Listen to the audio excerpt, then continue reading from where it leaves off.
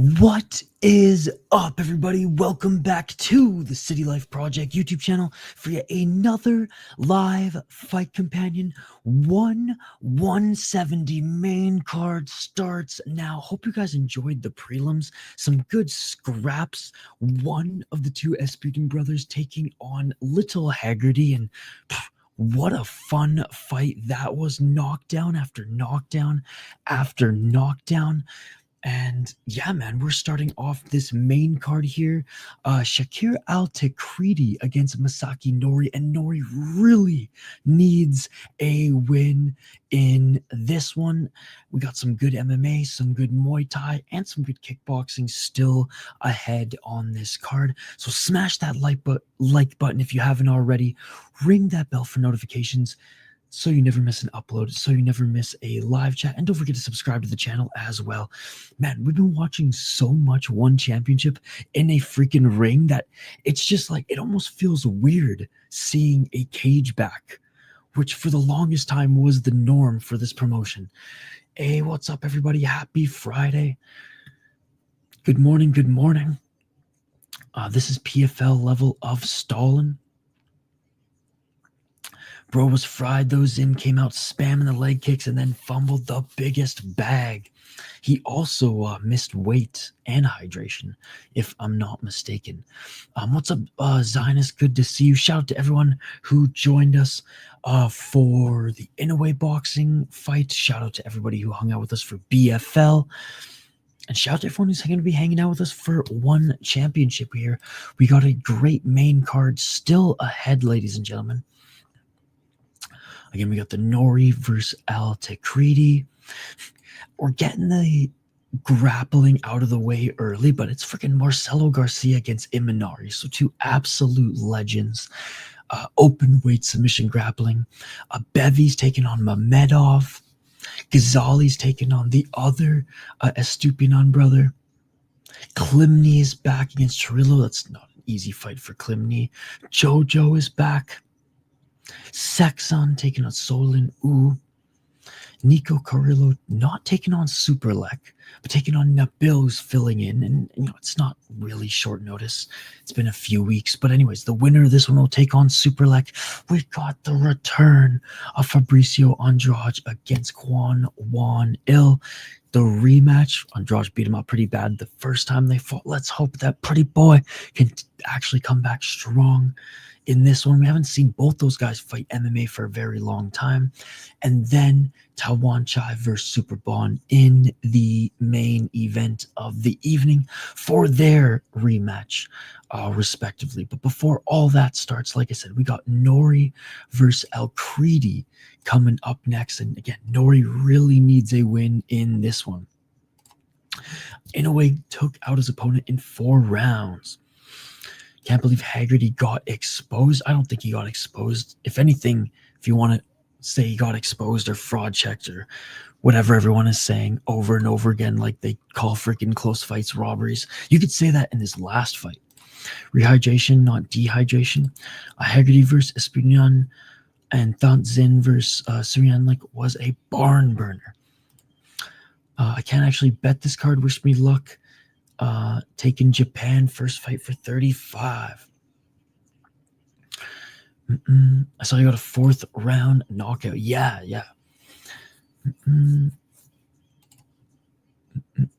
Tony Ferguson officially signed a GFL. Yeah, and Matt Hughes is next, guys. Matt Hughes is next. Is he invited for the draft, or was he straight up signed? I don't know, Hockey. I don't know why you're asking me that. I don't know. Because it did, Hockey from Home, because it did. Yeah, well, JC, I've literally been streaming since 9 p.m. yesterday, and I needed 20 minutes to try to get a power nap in. Given that we were streaming BFL, we were streaming the In-Away card, and we're going to stream the main card of this as well. So needed a little bit of a break. Had it on in the background, but I watched pretty much all the Haggerty fight, but definitely rested my eyes for the Thantsin fight, which again, Thantsin, he's solid, man. I mean, look at his performance against Takeru. He was actually able to knock down Takeru early. Hey, did you end up catching the Inoue fight denial? Good to see you. Good to see you. Yeah, except it didn't hockey from home. Except it didn't. As soon as I found out that the contracts they were given weren't fight exclusive contract, everything from that company has lost all credibility. Well, wait, you didn't know that? Okay, dude. So most of the contracts are basically just invitees to the draft, right? There's some that like they're actually paying them for who are like pretty much guaranteed to be drafted. But out of the 300 fighters that are signed, only 120, 150-ish will actually be fighting during the season. Ishii's not a robot, he needs charging. GFL's doing some suspicious things. I've seen multiple fighters say they've never signed the GFL. Said they did. Yes, exactly. Good morning. It's 12 p.m. No need to whisper, bro. You always say that, Henry. It is not 12 p.m. Well, then go to a different stream, Henry, because it's 6:39 a.m. Go to a different stream then, man. You always tell me this, Henry. You don't know what fucking time zone I'm in, dude. So if you don't enjoy it, go somewhere else. Don't forget to drop a like. Even Tony Ferguson, though, I know. That's why I joke and I'm saying Matt Hughes is next. Matt Hughes is next. All right, making his walkout now is Shakir Al-Tekreti, who again looked a lot, and Masaki Nori making their walkouts now. And Masaki Nori, man, he needs this win. He needs this win bad. As since joining the promotion, he has lost both of his fights. Both of his fights. He lost to Sitachai, which again, no shame in that. But then losing to Liu Mingyang, it's like, oh, really? Both of them unanimous decisions. He needs a win, man. He needs a win for his fellow Japanese fighters in the promotion, because since Shotru basically called out the Japanese fighters in one, they haven't been doing too well. And Tekreti is no joke, ladies and gentlemen. He's 28 years old, out of Iraq, 1-1 in the promotion. Unanimous decision victory in his debut, but then got a TKO loss in the second round to Rung Rawi. Again, the size difference at the weigh-in was huge in this kickboxing affair. I just watched the highlights. I was up till like midnight, got up at like 4, then decided needed an hour because I figured I wasn't going to go past 5 rounds, which wasn't wrong, just wasn't expecting the knockdown on him. Good to see Michael Jordan, by the way.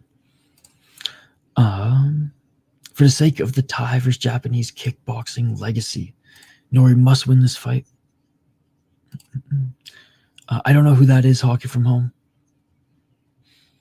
All right, Tekreti making his walkout now.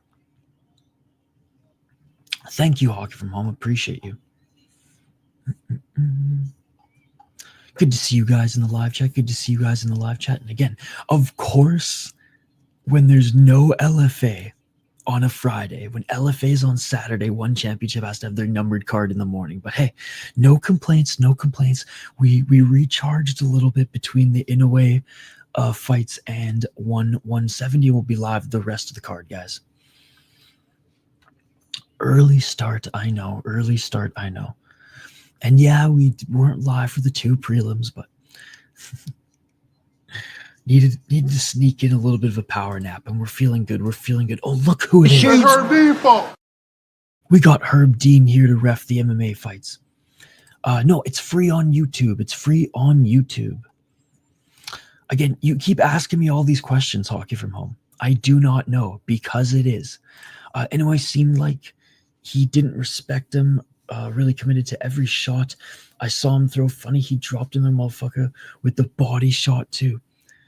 He hurt him with the body shot, but did land a good 1-2. So like, I think the body shot was what really like put him to the ground, but he landed a good 1-2 as well.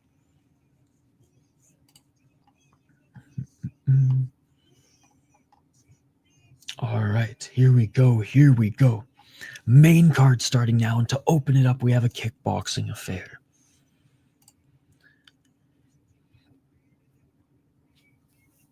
Dude, it's crazy. We've been watching so much Friday fights. So many of the one fight nights on Amazon Prime have been taking place at Lupini that I'm just so used to a ring for one championship. It's a breath of fresh air seeing the cage back. All right, fighters being announced in the cage now. Masaki Nore, ladies and gentlemen. Looking dialed.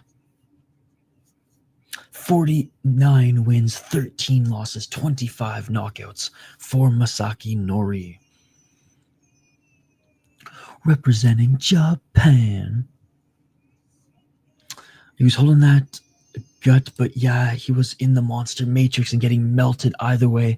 Now let's go get him a real-ass fight on some more popular soil for the sake of career and fight game. MSG or T-Mobile, or he's going to be in Saudi Arabia next. I mean, he was sponsored by the longest season in all of seasons. The longest of the 4 seasons.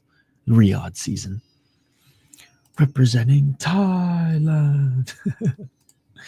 Except no one really representing Thailand here. I mean, is Al-Tekreti representing Thailand or Iraq? All right, starting off the main card, we got some kickboxing, ladies and gentlemen. Just 3 rounds here. This ain't no title fight, but this is a huge fight for Nori. And again, look at the height and reach difference that Shakir Al-Tekreti has on Nori. All right. Never-ending season now that there's real financial gain to be made, it seems. Absolutely. Round 1, ladies and gentlemen. God, it's so awesome to be back in the huge ring, or cage, I should say, for one championship. And we are off. A 1-2 and a front kick by Tekreti. Low kick by Nori. Nice right and a left to the body by Tekreti. Low kick by Nori again. 2 minutes and 45 seconds. Sis, what fight league is that? 2 minutes and is that kickboxing? Is that Muay Thai? The JFK Files League? 2 minutes and 30 seconds on the clock. You ask me all these questions just like hockey from home. Yet you know the answer. Yes, hockey, you've told me you're going to be on the Flames cast already. Nice knee to the body by Al-Tekreti. And ref warning him, saying that he can't pull that head down. Reach game going to be a problem for Nori. It's in Switzerland. I should have known. See you later, hockey from home. 2 minutes and 8 seconds on the clock. Knee by Al-Tekreti. And Nori with a knee to the body. Ref separates. Look at all the women in GFL. Looks like they just signed whoever they found on Wikipedia. They signed whoever was available. Yep. Step back left jab for Tekreti and a low kick by Nori. Low kick by Tekreti. Low kick by Nori. Each of them exchanging low kicks here, but Tekreti doing a good job keeping Nori at bay. Front kick. Body kick by Tekreti. Knee up the middle, but didn't land. And Nori with a nice low kick. That hurt Tekreti. He doesn't like that. Okay, see, I thought he was talking about a fight league. And a nice job sweeping out Tekreti as Nori. 1 minute and 20 seconds on the clock.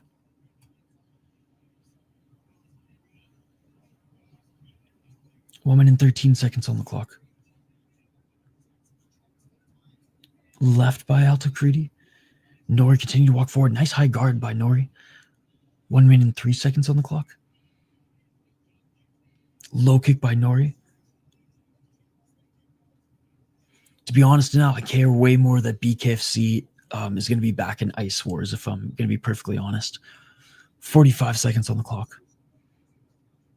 A nice right by Al-Tekreti, but Nori continuing to walk forward. 41 seconds on the clock. Good job by Nori taking away the space of Al-Tekreti. Hell yeah, bought my ticket. Looks like none of my friends, I got a few friends who are going to be there, but I was going to go with a big group, but everyone kind of bailed last minute. Leg chops after leg chops. Sounds good, hockey from home. Have a good day. 15 seconds on the clock. Low kick by Nori. Another low kick by Nori. And he hurt Al-Tekreti. And he's getting the knockdown. He's getting the low kick knockdown. Al-Tekreti, his left foot is hurt. Or his left leg is hurt. He's getting the knockdown via low kicks. Knee by Al-Tekreti and a low kick by Nori. Great game plan by Nori. And he's going to get credited with one knockdown due to freaking low kicks at the end of the first round. Damn, shin to shin, baby. I seen you drove to the one championship and didn't even stop to call out his springs and see me. I didn't drive there. I was going to. Nori brought the power game. He's really being patient and loading up, but effectively because he's making dude work to keep him off the fence. That leg's fucked already. Guzzi is fighting tomorrow. Yes, hockey from home. So we're going to support Guzzi. And there's a bunch of Minnesota fighters actually who are going to be there as well. But no, trust me, if I drove, I would definitely have let you know, my friend.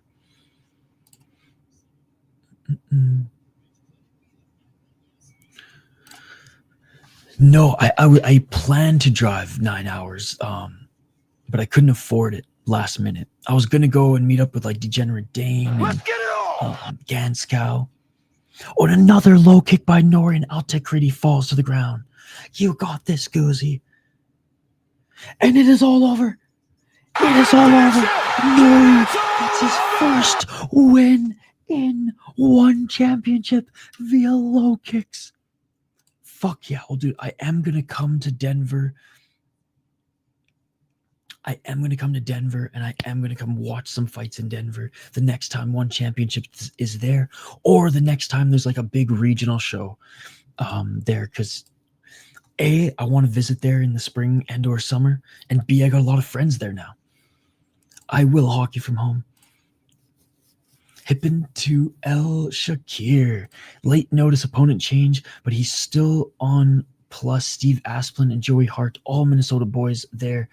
But there are my guys from this card. I wish you were going to be there, Denial.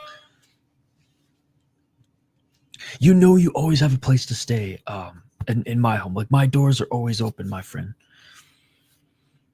I know this time it was difficult to come down, but like, yeah, whatever I can do to help you get down next time. Fucking rights. Yeah, no problem, hockey from home. Good luck to all the fighters at LFA and every card this weekend. Dude, I'm so happy for Nori. Nori getting his first win in one championship. Atta boy, atta boy. TKO via leg kicks, ladies and gentlemen.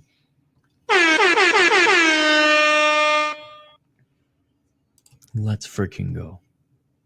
Love to see it, love to see it. And still on the ground, he's being stretchered out, is Shakir Al-Tekreti.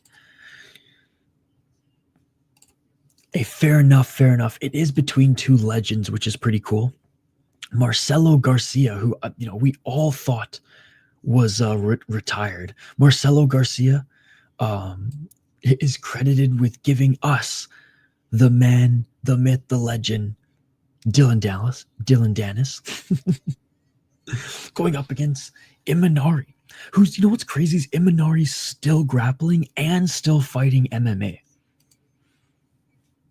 He's fucking almost 50. Dude, Imanari's still fucking fighting and rising too, which is crazy. Oh, and one championship, I guess. Man, my lady's heat went out in her whip and didn't want to commit to fixing it, so we have one vehicle status till we traded in, upgrade. The road trip just wasn't in the cards again, unfortunately. Yeah, no, I remember you were telling me that. But that's what I said. Next, and you know what? Honestly, if my car, I have like a bunch of fluid lines are leaking now, and I've just been like putting it off, but like I gotta get that shit done. If that wasn't the case, I would have straight up drove to you and picked you up. I hope you know that. It's just like I'm like scared to even get to the grocery store right now, and I'm testing my luck. So like, knock on wood, it lasts me one more week. So I can bill one of my clients for the end of the month and then pay for the fucking thing. But again, next time, whatever it takes, we're bringing you down here, even if I have to come pick you up, buddy. I might not be here all day. Hey, no worries talking from home. I have to take an actual nap after this, not a 20-minute nap.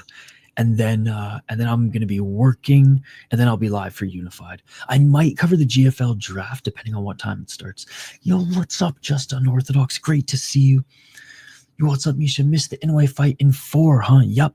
Again, his opponent Kim on short notice actually brought the fight to and landed some big shots, but as soon as Inoue got going and landed clean, it was good night, Jim Kite.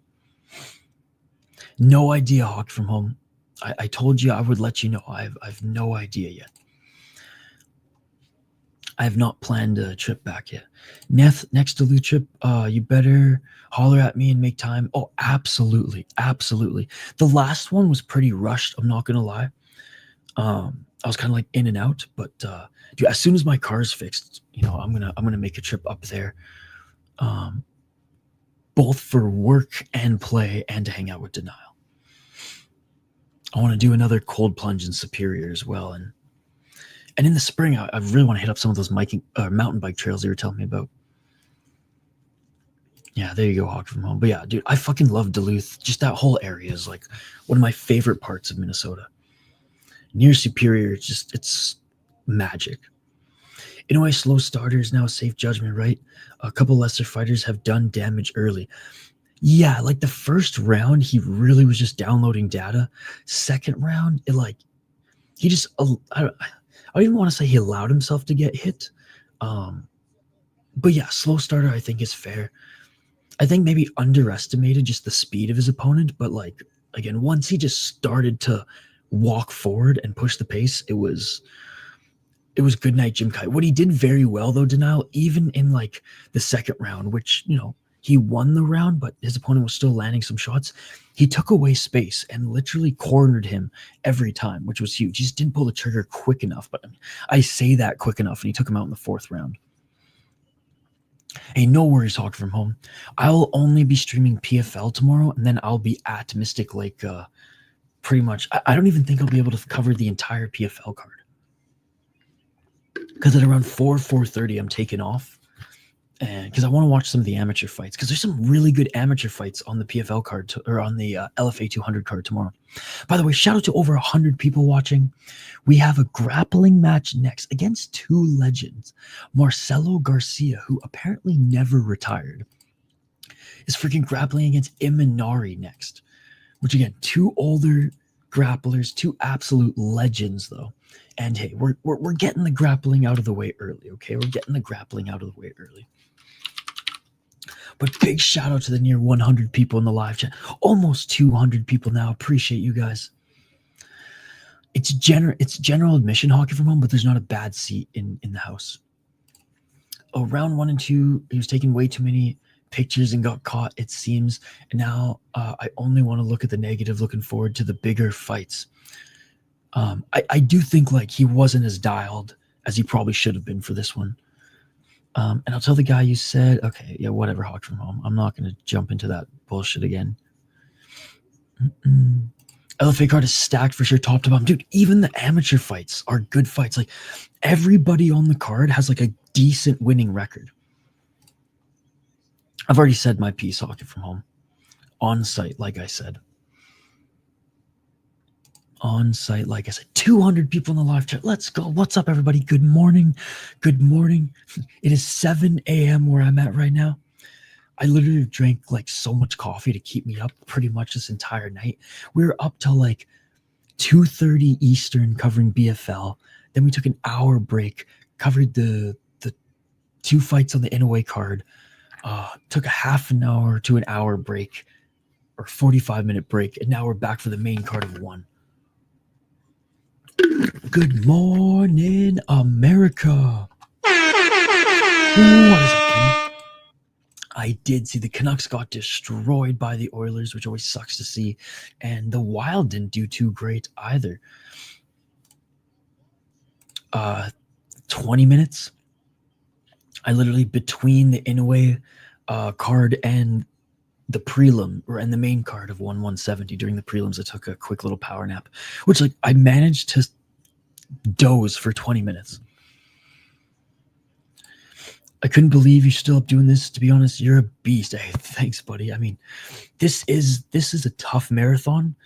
Honestly, I probably shouldn't have streamed BFL, but I wasn't going to miss my West Coast Canadian promotion. I love the BFL, and though it wasn't the greatest main card, you know, I will say the highs outweighed the lows.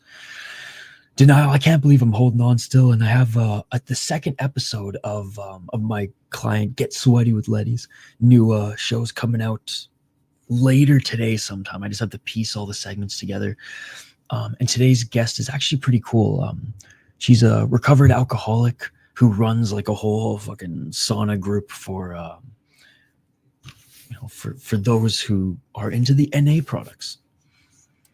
And she's pretty cool. She had a cool story as well. So yeah, she's the second guest. And what's awesome about this one, whether you guys dig the content of it or not, one of my clients' friends, Denial, he's an amazing videographer in his own right, and he came out and actually filmed a bunch of drone footage for us. So like this episode looks like it's like top tier production. Hey, sounds good, Hockey from Home. Bro, I don't know how you can still speak so clearly with so little sleep. Honestly, man, I have no idea either. I really don't. The Capitals shut out the Kraken, and the Knights won against the Blues, so I'm happy. When will this podcast be on audio on YouTube? I want to listen. It is on YouTube. It is on YouTube, Hockey from Home. Audio, we haven't set up the feed yet, but probably next week we'll get the audio feed set up. But it is on YouTube, Hockey from Home. It is on YouTube. Maybe I am part machine. I mean, I'm not quite Rob. My cardio ain't that great. It's called. Look this up, Hockey from Home. Good to see you, King James, by the way. Good to see you. Yeah, I was scared I was going to sleep through because I set an alarm for 6:30, and honestly, I didn't even need it. Like, I woke up and I was like, oh, okay, I got 3 minutes to spare. So honestly, I'm not one who usually can nap, but I just, especially drinking all the caffeine that I did, but I just told myself, I'm like, dude, you need 20 minutes. You need 20 minutes to get through this 170 stream, and hey, it worked. Hey, what's up, Sharif? Faster. I know we're still waiting, like we're watching the cold open for Marcelo Garcia against Imanari, ladies and gentlemen. Two absolute legends in the grappling game, but Imanari also fights MMA. Imanari, 40 wins in mixed martial arts, 22 losses, 2 draws, 29 submissions. He's fought in Dream, he's fought in One, he's fought in Rise, and he's fought in Pride. And he actually, in 2024, Imanari actually subbed Majima. No joke. Imanari subbed Majima, who just beat Seguru Ni and lost to Karamov, but still, in 2024 in MMA. It's so crazy that Imanari, his last 2 fights, have been against Chihiro Suzuki, where he lost in Ryzen, and Majima, in whom he beat. And again, Marcelo Garcia, not an MMA guy and jiu-jitsu guy like Imanari, which again, how crazy is it and how cool is it that Imanari has a straight up move named after him. But Marcelo Garcia, 42 years of age. I mean, he won the 2003 Sao Paulo he won ADCC in 2003, 2005, in 2007 and 2011. He won the Brazilian World Juniors World Championships in 2004, 2006, 2009, 2010, 2011. Won gold at the Pan Americans in 2011. Won the Brazilian National Championship in 2004, 2006, and won the World Cup in Abu Dhabi, or actually got silver in 2009. So I mean, so many freaking medals. I mean, ADCC, 4 gold, 2 silver, 1 bronze. In the World Championship, 5 gold, 2 bronze, 1 silver, 1 gold at the Pan American, 3 gold and 1 silver at the Brazilian National Championships, and a gold and a bronze in the World freaking Cup. I mean, and Marcelo Garcia, so many people have trained under him, man. So many people have trained under him. Yo, what an OG. I went to bed and you were streaming an event and still streaming on a different event. What a dog. Dude, it's a marathon here. BFL, in a way boxing, and now we're here for one championship. Shit, I'm still waking up, meant to put that in there too. Good to see you, Baby Sharp. And we'll be streaming later today as well. We might be covering some GFL stuff as far as the draft goes, but if not, we will be live for Unified. Yes, I will, Hockey from Home. You can comment it on the video. Today's the first day during daylight below 50 Fahrenheit in Miami in over a year. Wow. It's cold everywhere, man. I mean, Louisiana got snow for the first time in 15 years. Dennis better be in fucking CGI this year. Started to jump back into prior name drop, but thinking grappling matches because of this. Absolutely, absolutely. Apparently he was signed to the GFL, but everyone's just posting memes these days, so I don't know if he actually was signed or not. Hey, let's go, Hockey from Home. Hey, what's up, Nabi? Good to see you. Honestly, I'm going to go with Imanari just because he's been more active in competition than Marcelo Garcia.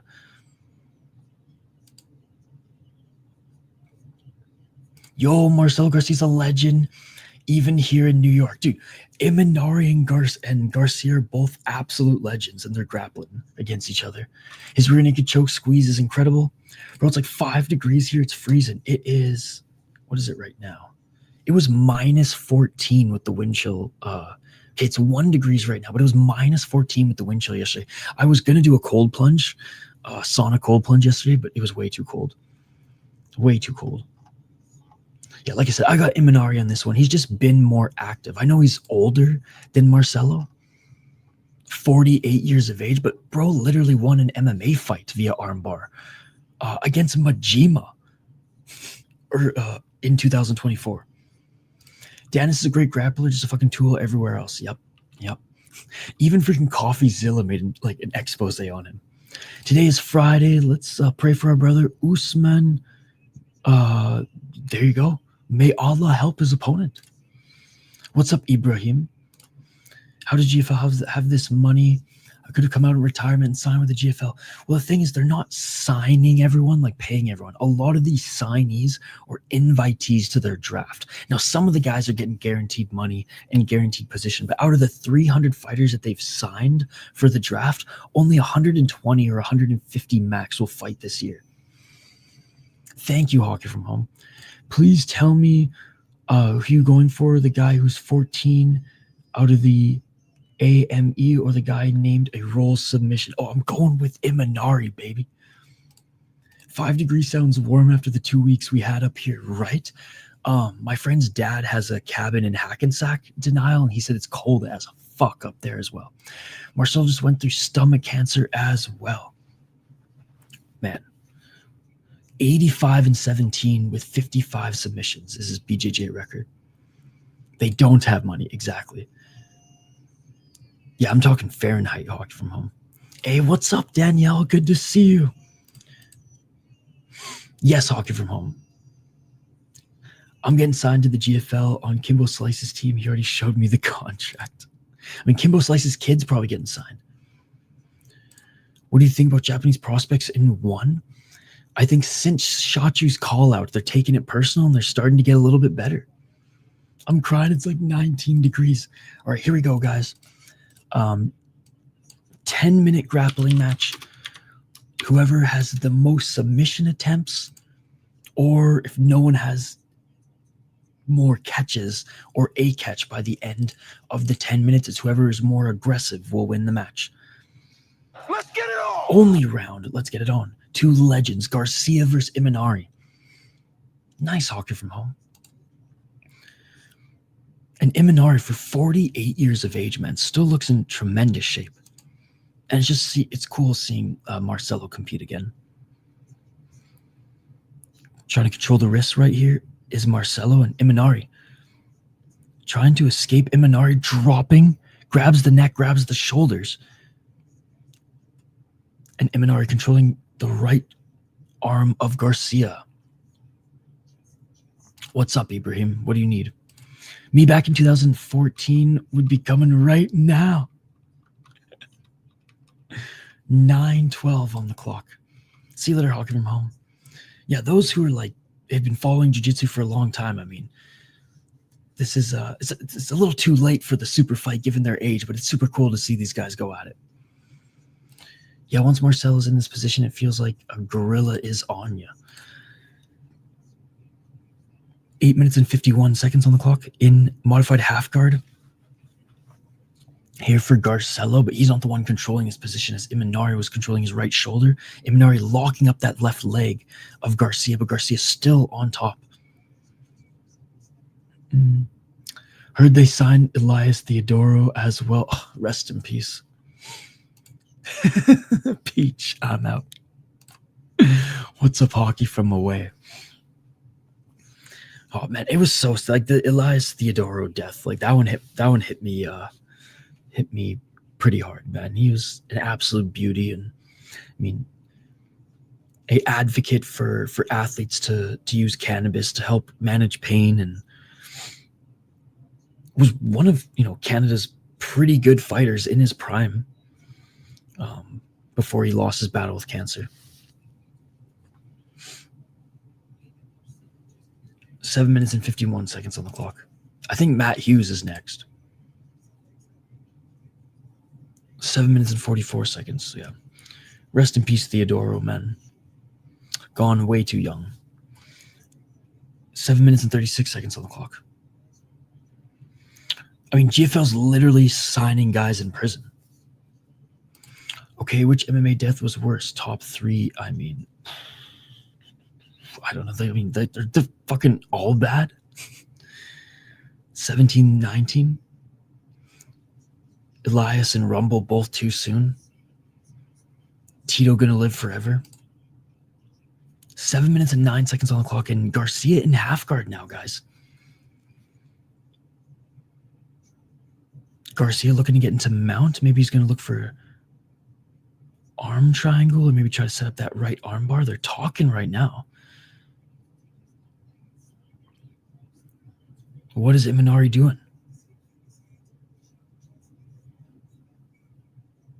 And north-south here by Garcia, and Imanari tried to get his legs up to catch the shoulders of Garcia, but Garcia side control on the other side. I'm literally waiting for your question, Ibrahim. Josh Salmon. Oh yes, yeah, I'm guilty for forgetting his name as well. A full mount here for Garcia, and Garcia going for the arm triangle choke. There it is. Going for the arm triangle choke is Garcia. He's still got it, ladies and gentlemen. Arm triangle choke. 6 minutes and 13 seconds. This is a legit catch for Garcia, and Imanari's in big trouble here. Marcel just taking a quick sniff. 6 minutes on the clock. Anthony Johnson, Kimbo Slice. Yeah, he knows a guy back in the day. Josh Salmon, man. 5 minutes and 55 seconds on the clock.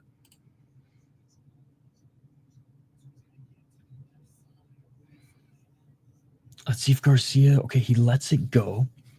Again, it's tough to get this submission from mount. You need to get into side control. And he does move to side control. Now maybe we're going to look for the arm bar. Hard to watch, hard while watching.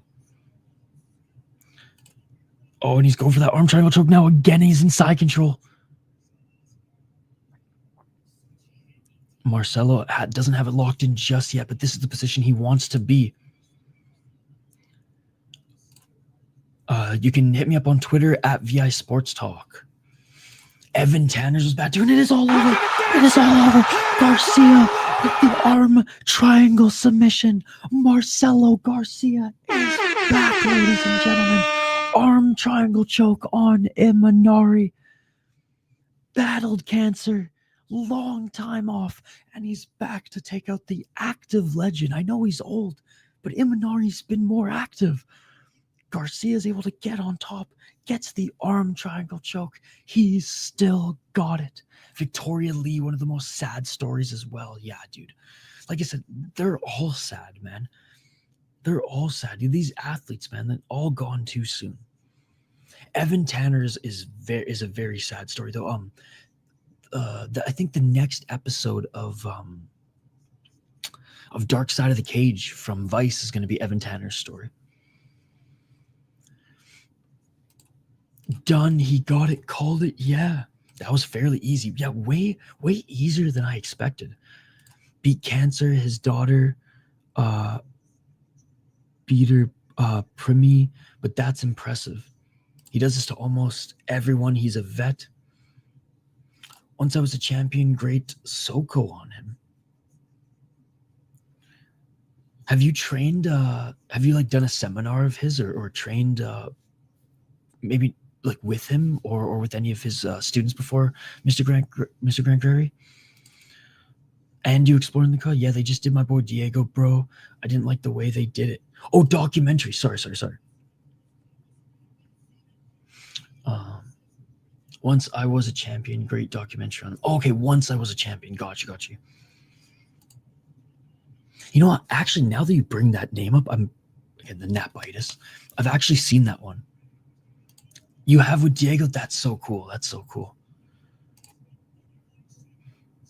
I mean, once I was a champion is the best UFC documentary on Evan Tanner diary read by people's. Yes, I've actually watched that before. Garcia. I love Imanari, but this is great to see Garcia get a win, bro. I mean, remember when One Championship like a month ago announced like a ton of grappling signees, and we're all like, really? They signed Marcelo Garcia? Well, hey, he got a win.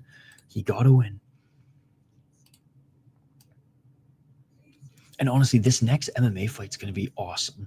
Abevi is no joke. Out of Switzerland. Where's sis, ladies and gentlemen? Diego, where's my Cooper and Crystal Pennants? He's posting them on his Instagram. That's so cool. I remember when One used to love grappling. In fairness, they did sign a lot more competitors. Ahmed, what's up, Ahmed? Mamedov, lock it in.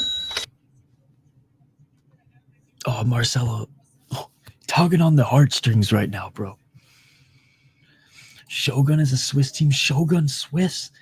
So it's kind of an inside joke, not even inside joke, just city life lore, where the chat literally had me going for a while that there was this Swiss fighter fighting in this Swiss league. And so I actually found an active Swiss league, and now Swiss FC is the lore. I just locked Sama. Don't let me down. Yes, I have been up all night, all morning. And then we will be streaming Unified later today, but I have to actually get like a couple hours of sleep after this, and then I have to work. I got to invoice a client. I can't forget because I keep forgetting. And then I have to get a video done for a client, and then I'm going to be doing Unified MMA tonight. What's up, Pauk? What can you get from me? Commentary.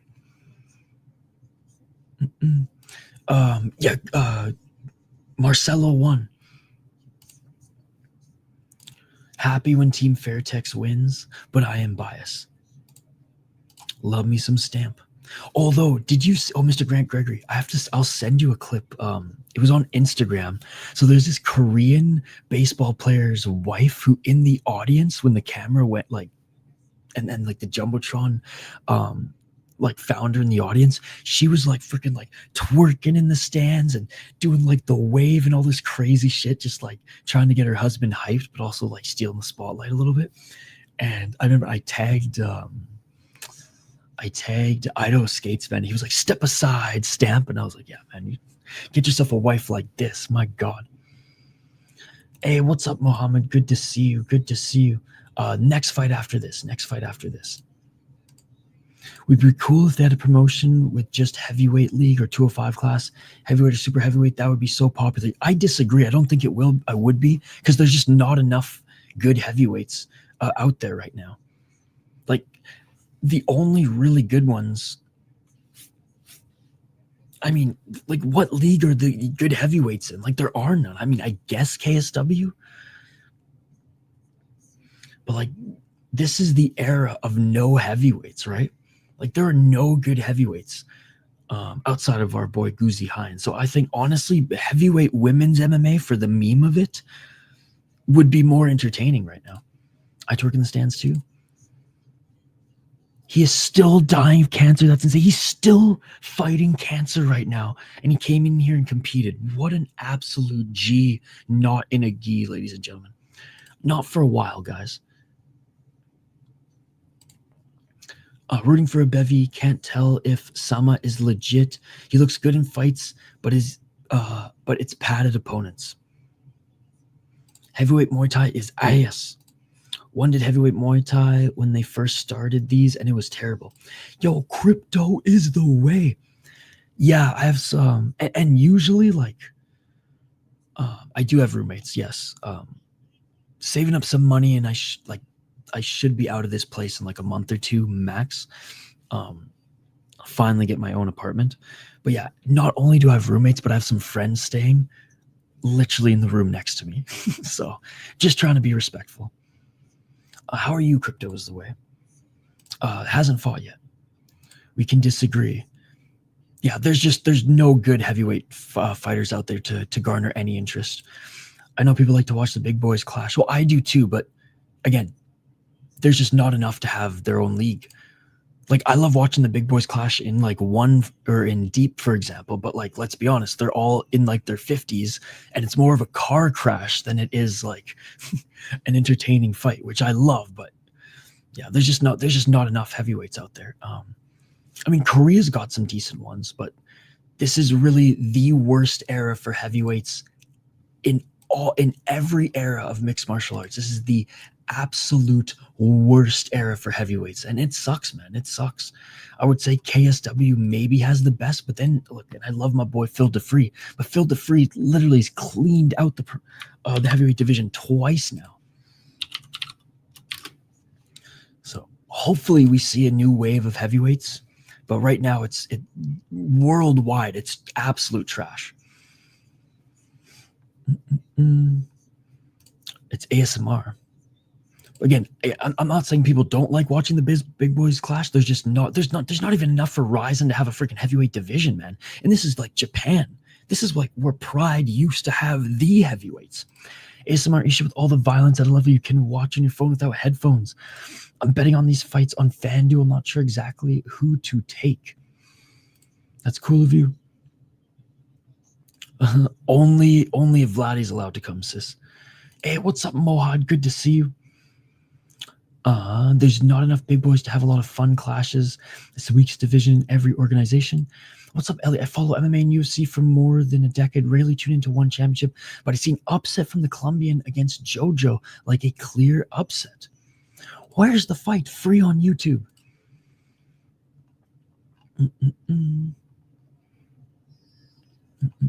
Fighters are making their way to the cage right now.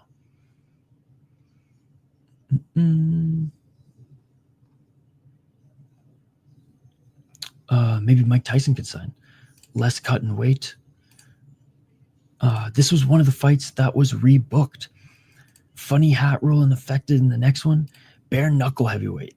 Yes. Okay. I will concede to that. Isha is correct. Heavyweight is lacking. That's why the BMF title is at 155. If it was 2010, it would be at heavyweight. True. Even BK heavyweight is thin. That's why the same few guys have a champ for multiple organizations. Never bet against the Russian. Also betting on these fights on FanDuel.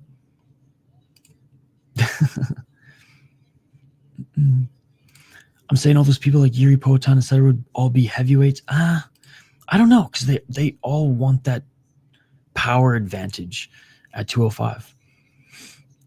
Most exciting people. I don't know if they'd fight at heavyweight. I don't think they would.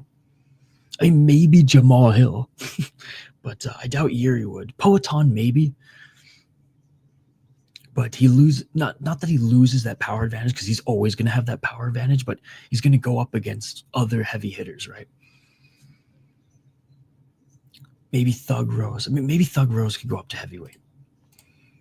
That would be completely fucked, but exploring the call, I am 100% down for female heavyweight MMA. I hate one so much they decide to use a cage with a card with mostly kickboxing and Muay Thai fights than do the opposite when it's more MMA fights. They're just cheap, right? They're just cheap. And if they're already at Lumpini for Friday fights and they have a fight night, they're just going to use the same ring. But yes, it's crazy that I'm like not even used to the cage anymore. It's crazy that I'm not even used to the cage anymore.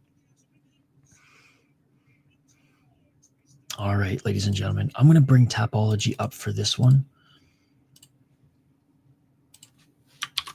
Mostly just because like it's an MMA fight, so we can go over the records, but they're being announced right now in the cage.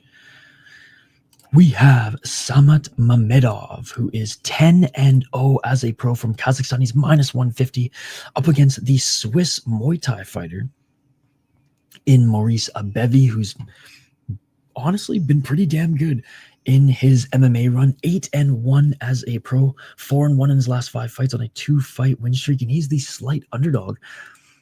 It's still only 25 years of age, fighting at a Tiger Muay Thai. 4 KO TKOs, 3 submissions, 1 decisions, 2-1 in 1 championship, 5-0 in National Fighting Championship. Beat a 34-12 guy, which was his biggest test thus far. Lost to Heli Amir, who was 8-0. Before then, beat a 5-0 guy, 5-0, 4-1. So not an insanely padded record. And did win, or did go 3-1 as an amateur. But again, a prospect out of Kazakhstan who looks 35. He's actually 26, undefeated, 3 KO TKO, 6 submission, 1 decision, out of Octagon with a C.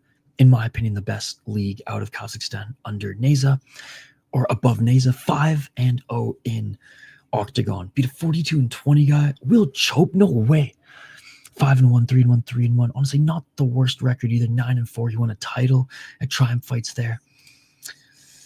I'm going to go with the underdog in a bevy, but I'm swinging on this one because Mamedov is a motherfucker. Round 1.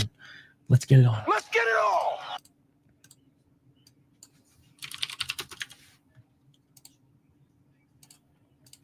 4 minutes and 49 seconds. Abevi might catch him with a submission. Got a sneaky plus 1,200 small action. Switzerland dude will get taken down and lose, just my guess. I'm picking Maurice, Son Goku, but definitely swinging on the underdog here. Nice 1-2 by Mamedov.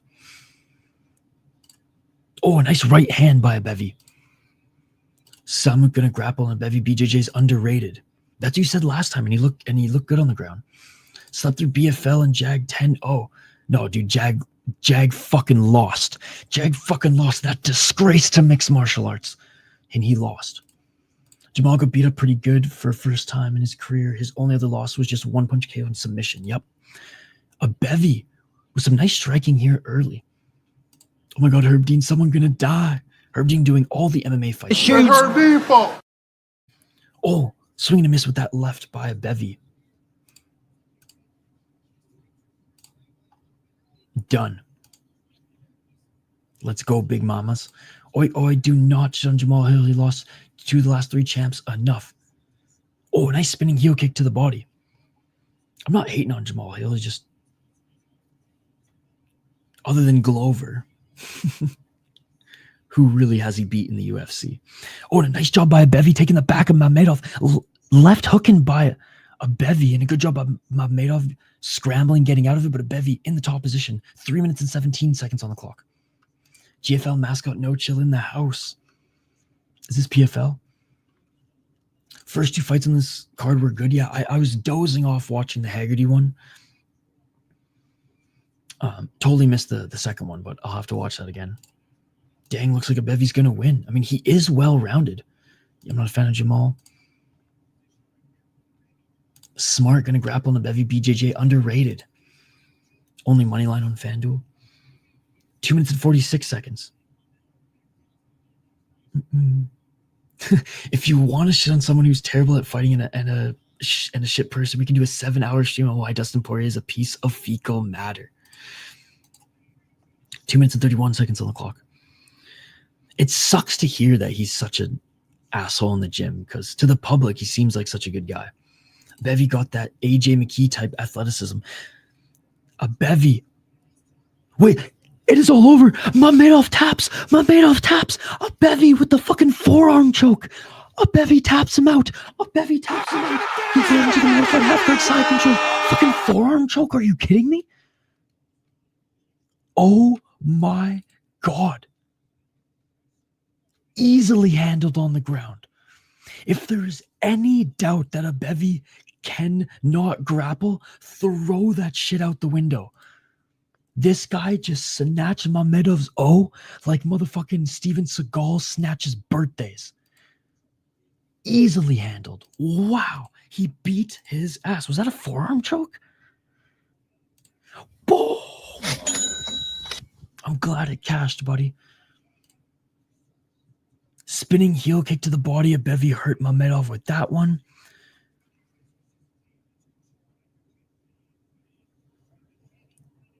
Heavy ground and pound. I don't think he got the arm triangle in. I think it was a straight up forearm choke. Bevy's the real deal. Yeah, dude, forearm choke. I picked a doggy that doesn't wrestle. That's my bad. Well, he's Kazakhstani. Just busted his face and choked him. He tapped from top pressure. Abevi's just that strong. Holy shit. Only 25 years of age.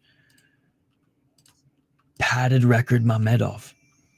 Yo, whoever took this underdog, I mean, I did pick him, but I didn't bet on him. Glad you won some money. Glad you won some money. Yo, big shout out to the over 100 people watching, by the way. We should get a poll question up. Dude, I've liked watching Abevi fight in one. 39 likes already. Smash that like button if you haven't already, guys. It wasn't a submission. They call it a TKO. No way. So he tapped to top pressure. Honestly, it should be a submission though, because he tapped. So I don't know. Okay, they called it a TKO. Whatever. You could call it a submission too, because he pushed on the throat with the forearm, getting into mount. Really strong dude. Damn. He tapped from top pressure. I think favorites win the next 4 for sure. My regular 7:30 a.m. alarm going off because it is a work day. One championship, John Jones. Time for a sad blunt.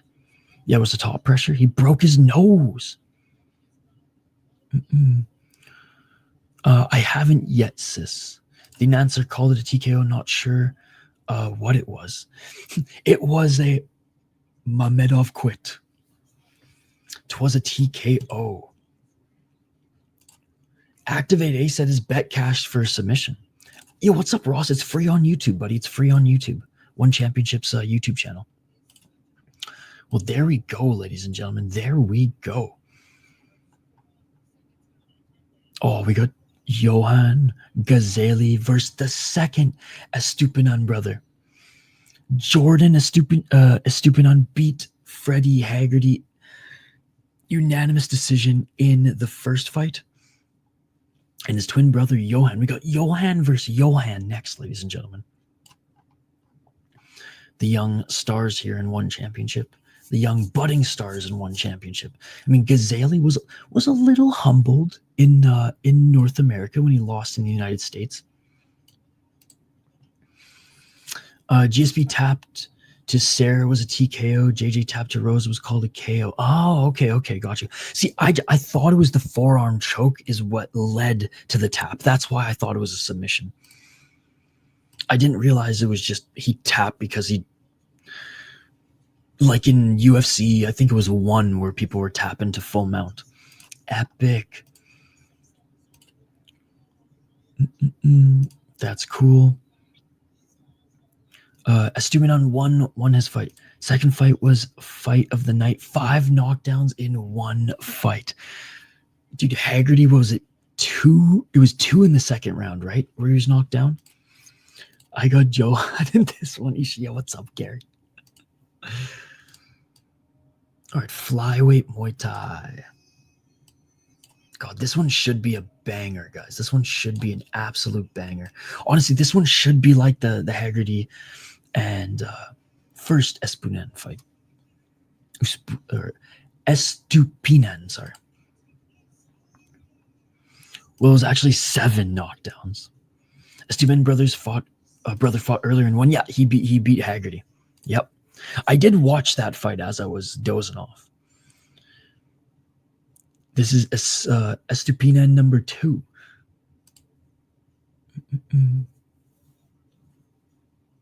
In one round, sis. In one round. Haggerty came back in round 3 after getting knocked down twice. Cash the shit out before they reverse it. Let's go. Johan got this. Oh, wait, this isn't the next fight? Wait, they're doing the opening ceremony now? What? This is so random. Oh, yeah, they just didn't count officially. I mean, you call this out all the time, sis. I don't know why you're arguing with them. You literally call this out all the time as well, that there's so many knockdowns in one championship that should be called knockdowns but aren't. I think that's what he's trying to say.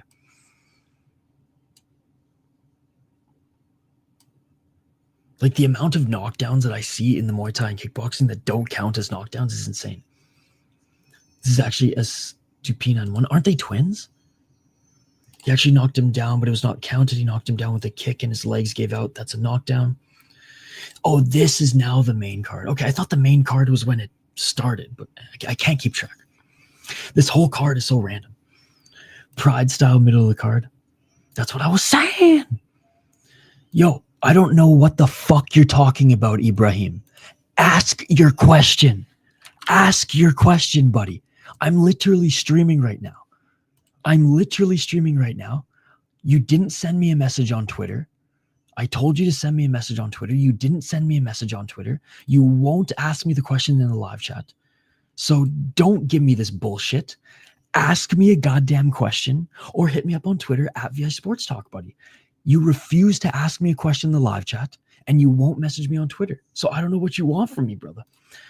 You're called knockdown. Actually, knockdowns aren't the same thing. Hasn't started yet. Knockdown rule and crowd not being lit up are number 1 and number 2 bullshit. Very, very soon. Estupinan gonna show experience. They're just doing like the opening ceremony right now, but this is the next fight. Again, Ibrahim, ask your question, buddy. Ask your question. I gave you my Twitter handle at VI Sports Talk. If you want to message me there, by all means, message me there as well. But don't keep saying that I'm not answering your question when you refuse to even ask your question.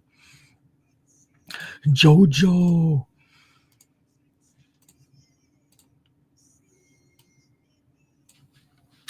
And again, Superlek was supposed to be on this card, guys, but had to pull out. So now the winner of Nabil and Nico will fight Superlek. And again, Nabil already fought Superlek, but when he was a lot more green, let's be honest, he's gotten a lot more experience since. I'm not being rude. Why are you being rude? Ask your question. Tacos day, baby. It's free on YouTube. Read my mind. Answer me, motherfucker. What time? In like 5 minutes. Ibrahim, are you gonna ask your question or not, brother? I have a question. It is now. Answer my question. I literally checked Twitter too. You didn't even message me on Twitter.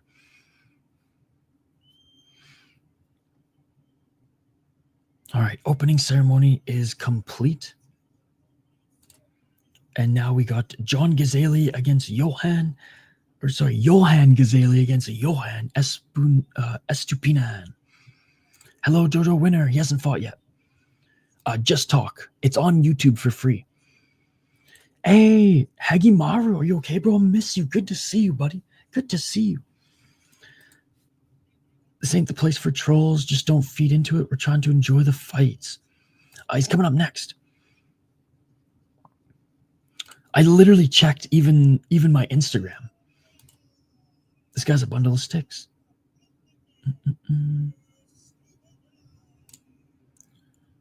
We are 1 year away from closing up shop. What's up, Dirty Hippo? Good to see you.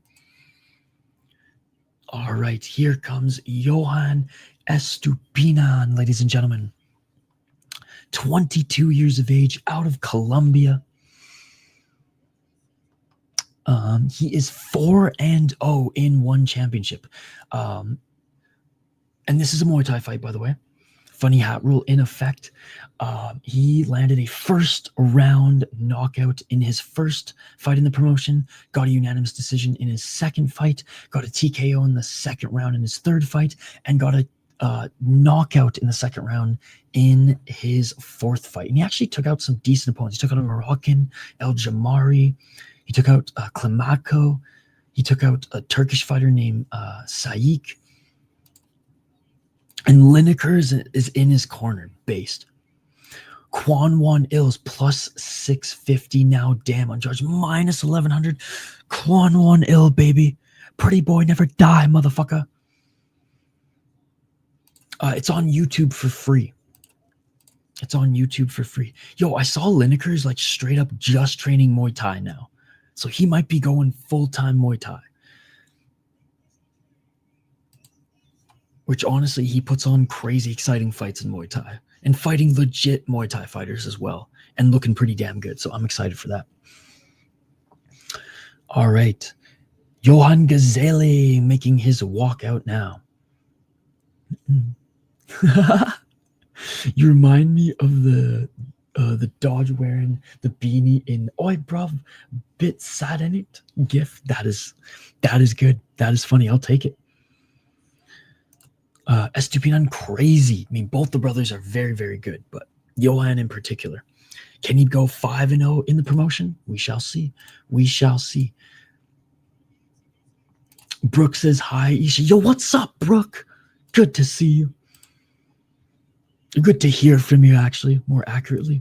Johan Ghazali, by the way, lost his O in the United States, where he lost to Tran Di Nat at 167, but he came back strong and got a first-round knockout against Josu Cruz at 168 in Denver. Okay, so he won in Denver, my bad, but he lost before that.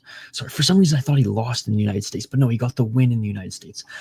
He beat Edgar Tabarez before that, where he got a knockout in the first round, got a knockout in the second round, got a knockout in the third round, and got a knockout in the third round against Tai Jor Pek Utai, which was a very, very good win at One Friday Fights 18. So he was on a 4-fight win streak in the promotion before suffering his first ever loss, but then came back strong and got a first round knockout. I hope Jojo will win. Do you think Johan's going to win, or is Johan going to lose? Genuine laughs for that one.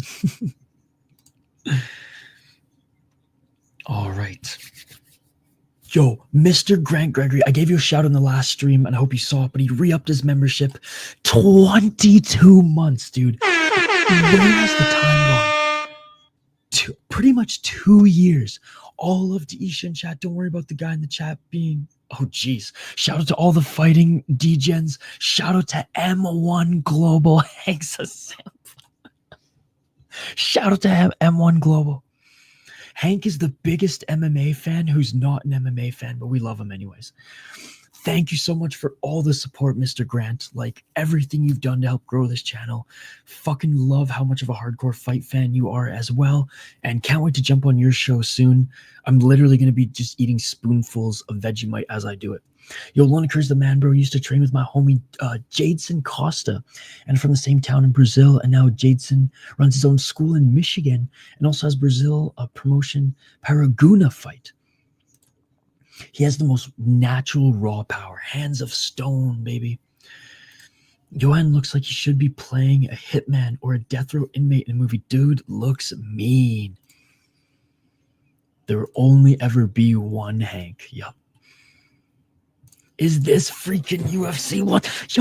Yo, did you see Abevi one? Abevi one. Let's fucking go. Let's fucking go.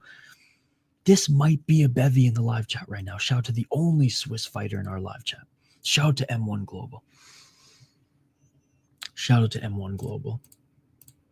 That was probably one of the funniest moments ever in streaming. It was just like, he got so mad, dude. He got so fucking mad. You're only 3 letters off. That is true. That is true. All right. The second Estupinan brother to fight on this card. Will he have success against the young prospect as well? We got 2 young prospects here. 2 surging stars in Muay Thai for 1 championship. Is this UFC? Damn, I should have put... I got to make a poll question. Come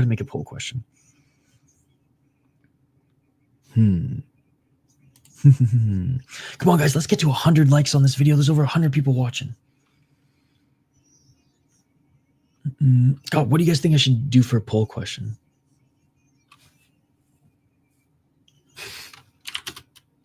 Oh, I got it.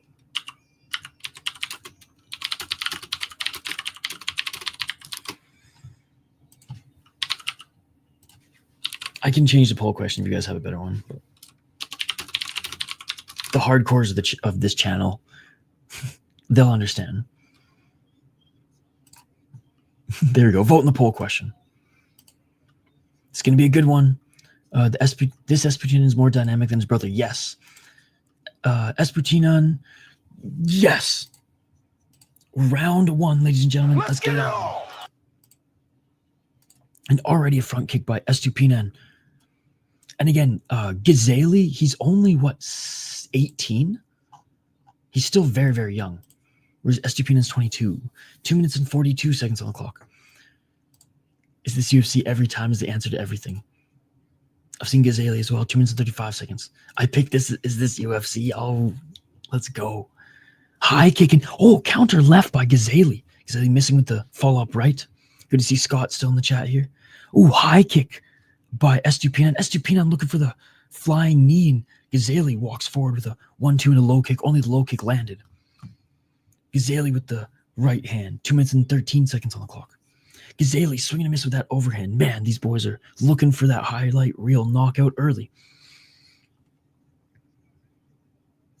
2 minutes on the clock. Oh, low kick by Ghazali, and Estupinan walks forward with the 3-punch combo. Is this UFC all day?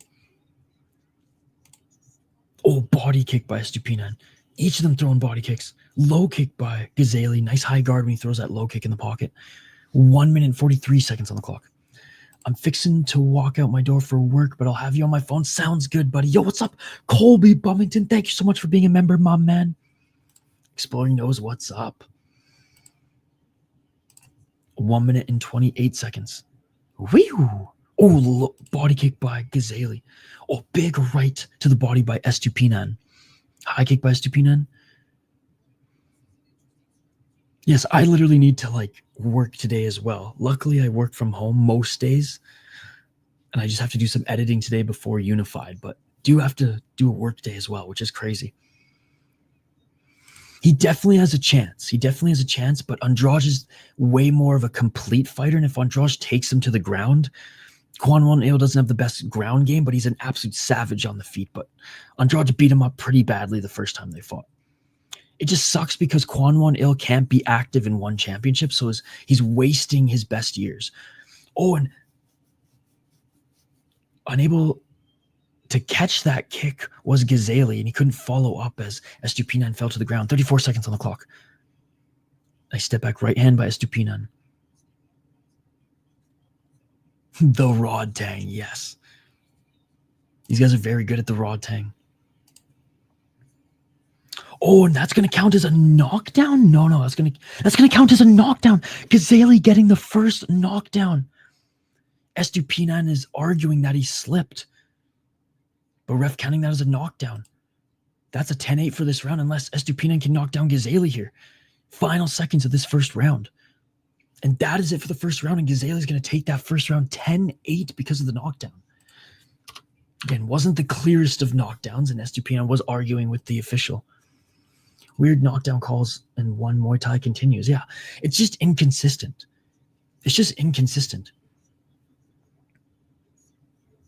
All right, let's take a look at the replay. He did crack him with the right. It did look more like a stumble. You know what? Looking at the replay, I don't blame the ref for calling that in real time. Like, yeah, he was stepping back, but he cracked him and he fell to the ground as a result. Yo, what's up, Curtis Clark?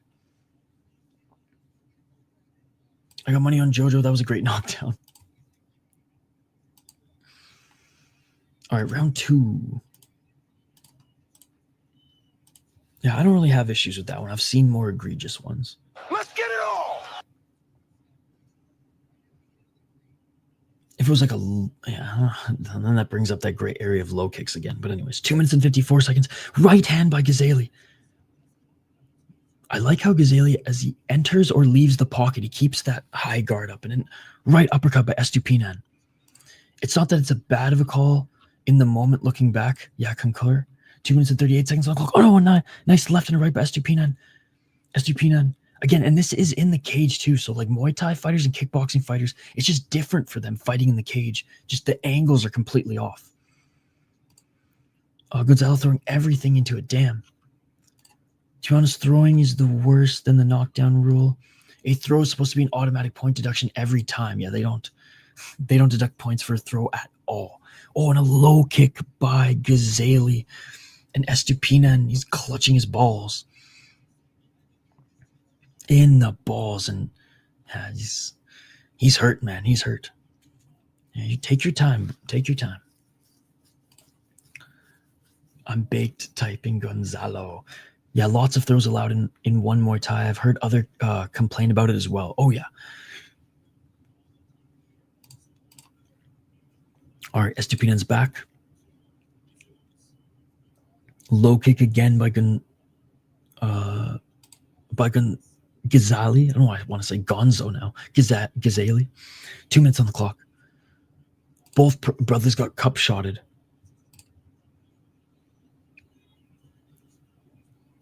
Low kick by Ghazali. Oh, and a nice right hand by Ghazali. Catching the kick. Each of them land low kicks. Nice counter left by Estupinan. Oh, overhand right by Ghazali. 1 minute and 42 seconds on the clock. 1 minute and 36 seconds on the clock. Low kick by Ghazali. 1 minute and 24 seconds in the second round.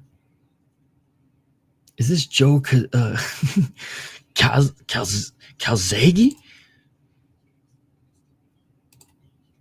Oh, big body kick by Estupinan. 1 minute and 10 seconds on the clock. I think it's John Jones. Blitzing with the 1-2s, Estupinan. You can just see like Ghazali's technique in his striking is a little bit more polished, but Estupinan is harder to read. 51 seconds on the clock.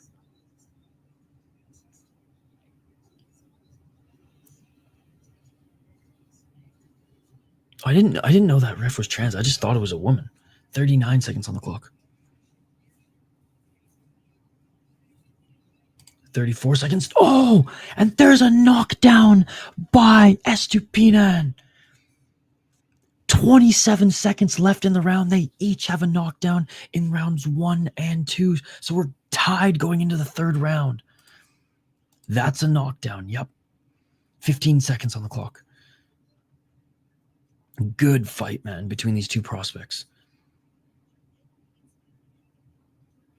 Each of them throwing low kicks. Right hand by Estupinan and Ghazali with the left to end this one. And we have a fight, ladies and gentlemen, going into the third round. Each of them have a knockdown in each round. Ghazali with the 10-8 in the first round.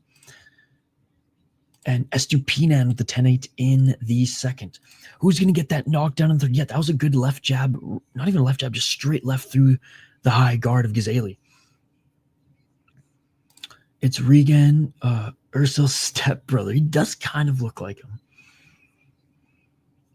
Bad knockdowns don't support that. I think that was a good knockdown. GSP wouldn't have gone down. Imagine they both get one in the third. Oh my God, that would be crazy. Hopefully we just go to sudden death fourth round. Just bend the rules one. I mean, you have no issue bending the rules anyways. Great fight, guys. Round 3, and it's completely tied going into this third and final round. A knockdown by one of these guys should be able to seal it. Let's get it all.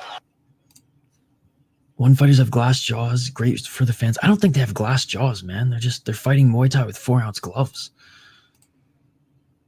2 minutes and 47 seconds. It's not like they're being knocked out. They're being knocked down. In MMA, it would just be a knockdown, right? We don't call them glass jaws. It's just a knockdown. You can't follow up with a knockdown in Muay Thai. Yeah, I don't agree with that either. At all, actually. Do traditional 5-minute round for the last round. 2 minutes and 27 seconds on the clock.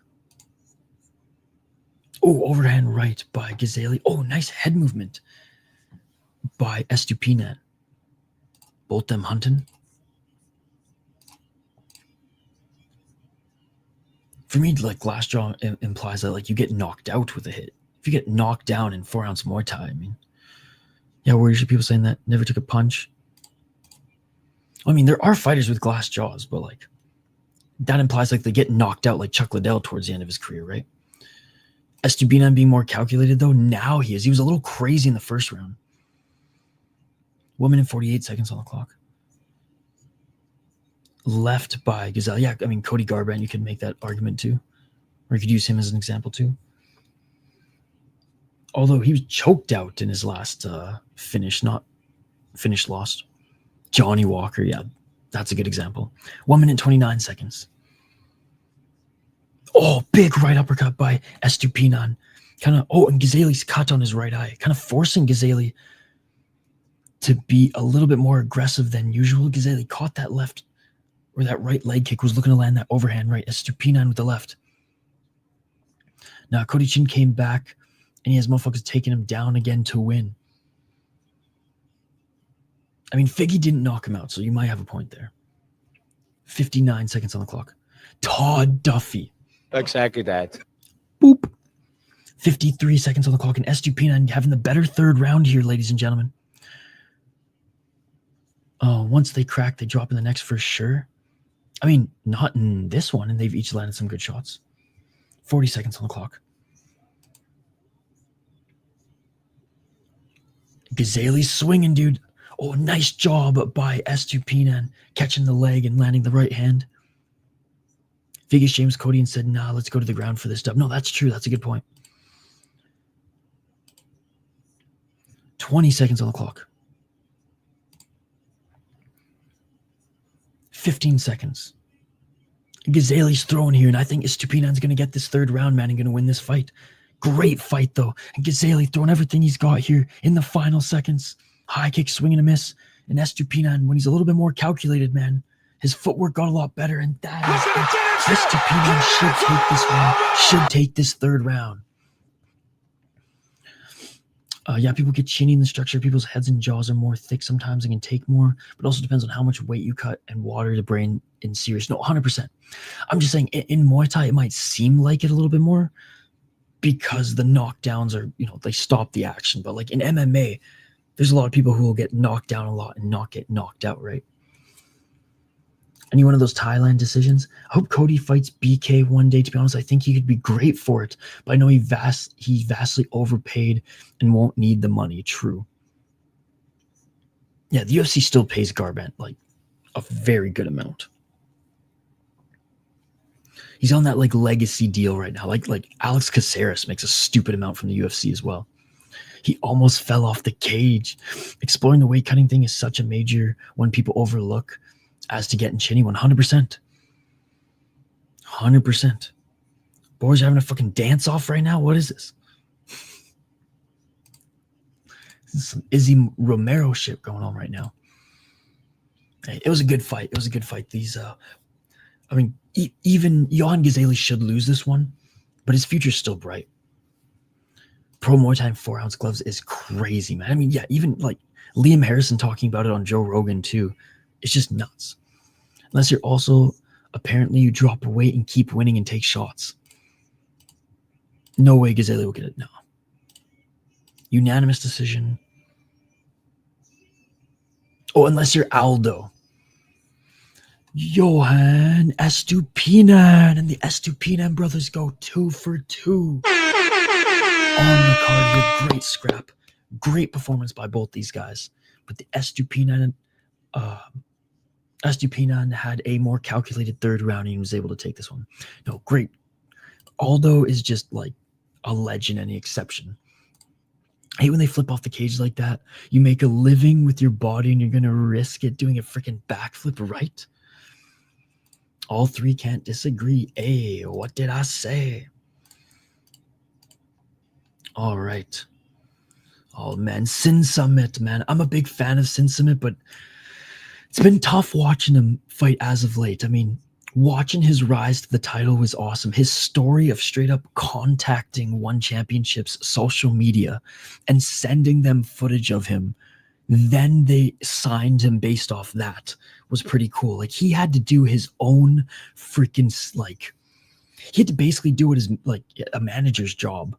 He was like messaging One Championship on their social, sending them footage of him to get their attention, and then had a good rise to the title. Lost a couple times to Ursel, and yeah, it just hasn't been the same since. Yo, I love Klimny, man, but you got to admit that he has not been the Klimny of years past as of late. Caveman looking motherfucker. Yeah, there was a knockdown in the first by Ghazali. There was a knockdown in the second by Estupinan, and then Estupinan won the third. You guys done, I think? Now it's a layup for Sinsamut. Sinsamut clean me. Yeah, one apiece, and then he lost in the third. I feel like he has gone through too many wars now. That is a great point. He has gone through a ton of wars. Carrillo, ladies and gentlemen. 35 years of age, out of Spain. This will be his third fight in the promotion. He's 1-1. He beat Liam Nolan via unanimous decision. He lost to Rung Rawi via unanimous decision. So two really good opponents that he's taken on. But didn't Liam Nolan retire actually recently? At, I think, like 30 years of age. But anyways, he's 1-1 in the promotion. Sinsamut. Estupinan twins derailing the hype of two fighters. I don't think they derailed the hype by any means. They put on some really good fights. JC, I don't think he derailed. They derailed the hype. I just think prospect versus prospect, 2 fights in a row, and the better prospect won. 29 years of age for Sinsamut, but he's gone through so many wars, ladies and gentlemen. He's on a 2-fight losing streak right now to Yusuf Azweek out of Morocco. He lost a decision, and he got brutally knocked out by Dmitry Menshinkov before then. He did beat Shafi, which was nice, and he did beat Victor Teixeira, one via unanimous decision, one via KO TKO, but both of his fights to Regan Ursel, he lost. And the first one was an absolute war. Split decision, and that one was such a fun fight. But then in the rematch, went down in the 4th round due to a nasty liver shot. I mean, Regan Ursel, no shame in that, was able to come back, win 2 in a row. But I mean, that Dmitry Menshikov fight, that one was tough, man. That one was tough.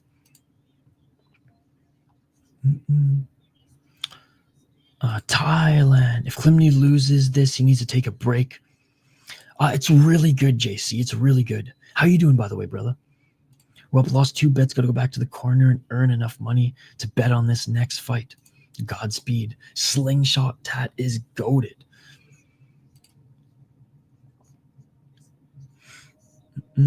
No, I didn't, but that's super wholesome.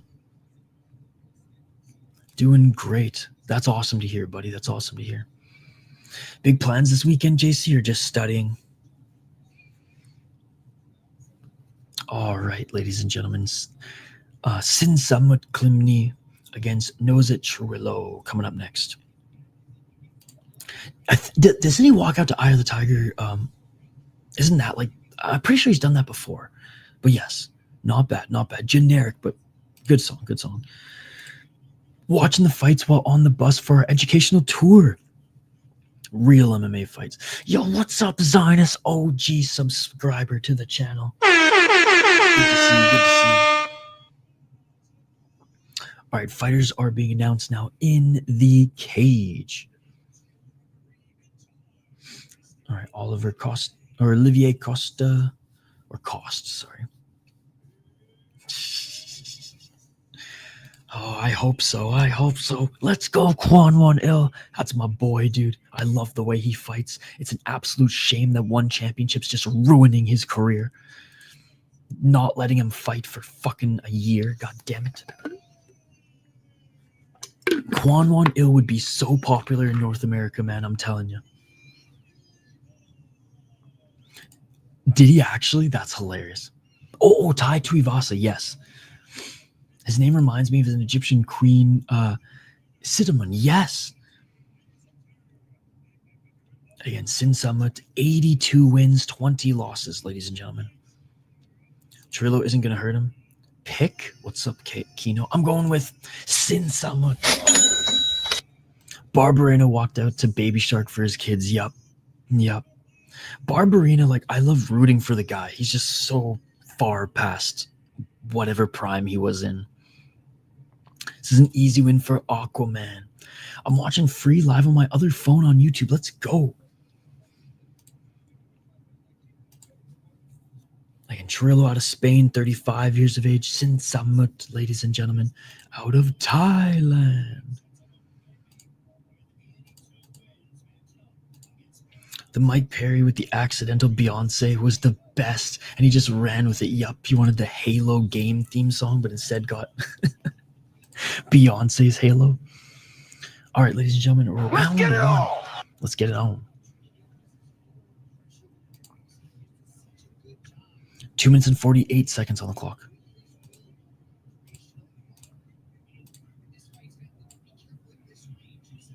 And Sinsamut, nice right hand followed by a low kick.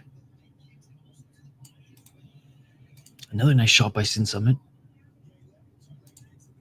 2 minutes and 24 seconds. Doing a good job of finishing those combos. Very light on his feet is Sinsamut. They each throw a low kick. Sinsamut looked for that right hand. Oh, and Carrillo with the 1-2 didn't land clean. All right, he's game to throw in the pocket. 2 minutes and 12 seconds on the clock. Sinsamut with the inside low kick. 2 minutes and 6 seconds on the clock.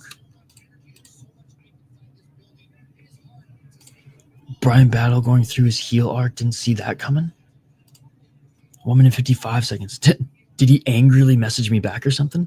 Spain is trending though, so keep that in mind. Yes, but I mean, he's not one of the new guys coming up. Brian Battle, the face only mother club. I'm trying to bring him on the channel to talk about his time commentating heavyweight female mixed martial arts. Oh, Brian Barberina going to be in BKFC, I hope. February 20 live in Qatar. Don't forget that, Isha. I'll be live for it. Oh, big shot by Sinsamut. Trillo's hurt. Big right hand by Sinsamut, and he drops Trillo.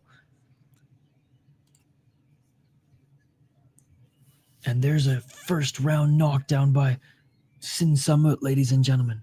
That's true. And Sinsamut going for the kill here early. 1 minute on the clock. And another knockdown by Sinsamut. Another knockdown with the left hand by Sinsamut.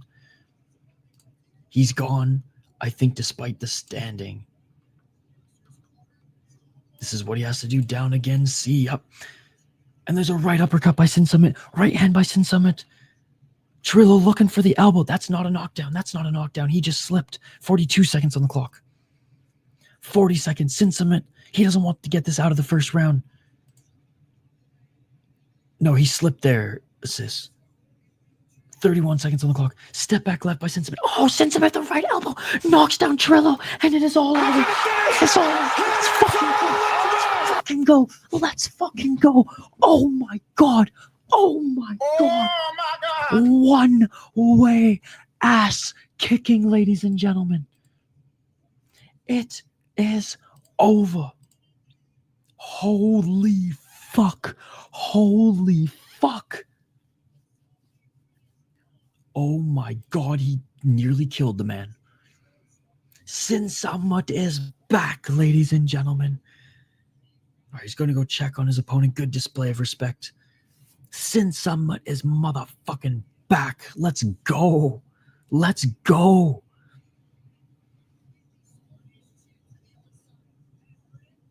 Oh, I mean, that right was to the back of the head. God damn. One of those knockdowns was straight up to the back of the head.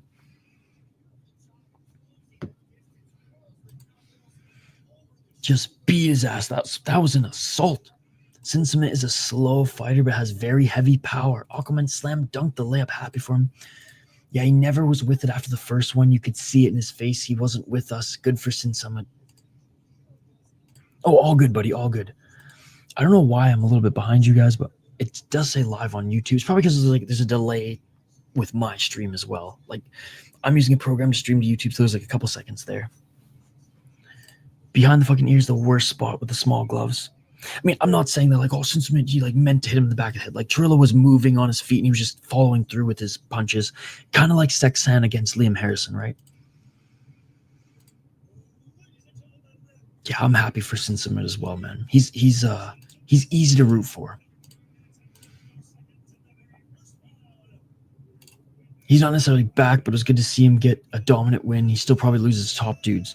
True, but I mean, hey, man.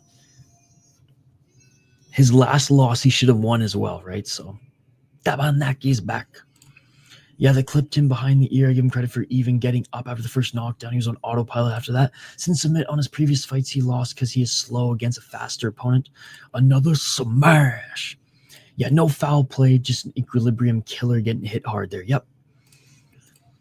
And again, it's easier just said than like in the moment when you're like in momentum and everything's happening quick, right? And again, that's why I use the Seksan and Liam Harrison example, right? Exactly that exploring. If it's not in the mohawk, then technically not a foul. Juan Ill.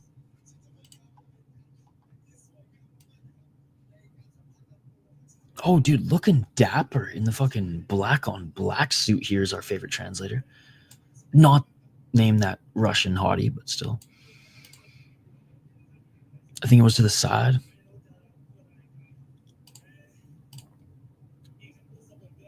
$83-20 now. Hey, we got JoJo next, ladies and gentlemen. JoJo's gonna hurt this dude. Yeah, how funny is it that and Activate 8 pointed this out on the card that has more kickboxing and Muay Thai than MMA and grappling, it's in a cage. I missed the cage though, so I'm happy. I'm happy. Let's go, JoJo. Yo, again, big shout out to the 150 people watching. We had 10,000 views on the Inoue card. We had like, I don't know, like 50 to 60 people watching there. We had a good crowd for BFL. And man, like so many people are watching this one championship card. So thank you guys so much for hanging out. The circle's so freaking big. It's huge. Never said it was illegal. It was perfectly brutal, beautiful thing. Cages where it's until someone does a hockey glass. Dude, honestly, plexiglass is what we need. Smoking Joe. I'd like it more if it was smaller, only 9 minutes to throw down, need a smaller area. Nah. And is he getting bot? Or is he getting dollars? Is he getting dollars or is he getting bot? He better be getting fucking dollars, not bot. Think how cool the blood would look splattered on the glass. I know. Dude, this translator gets me. It's dollars. Let's go. Okay, I was going to say, for fight nights and numbered cards, it's usually dollars. But because this is still in Thailand, I was like, they better not cheap out with the bot. Yo, what's up, MGMG?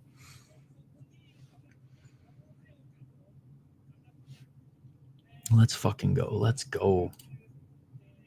So stoked to see Sinsamut get the win.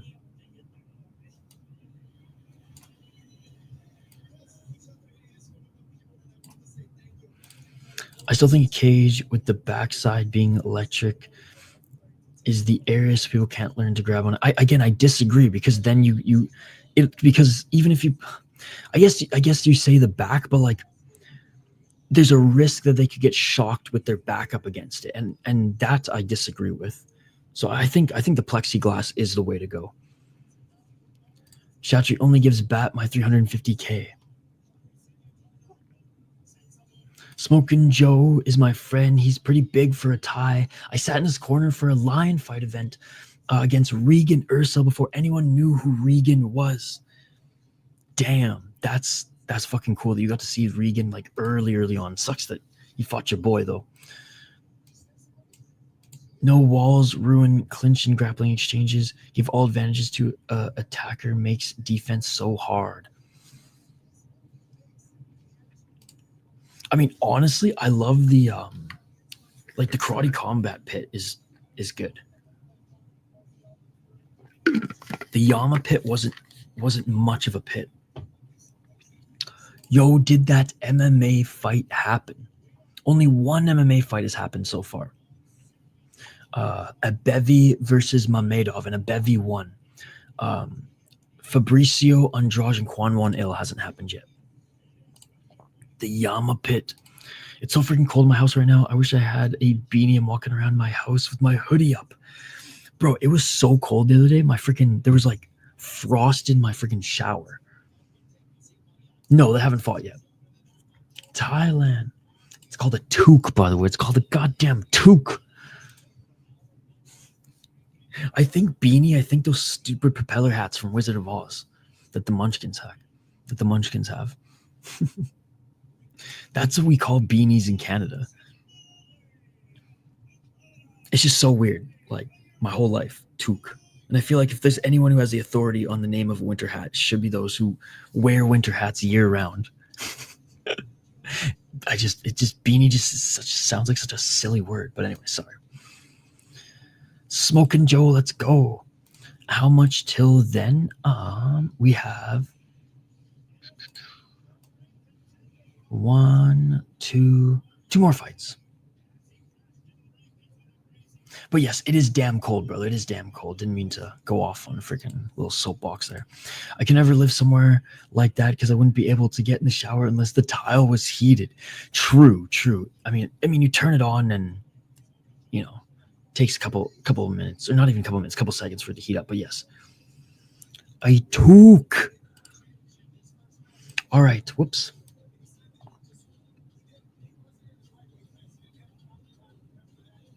Oh, come on.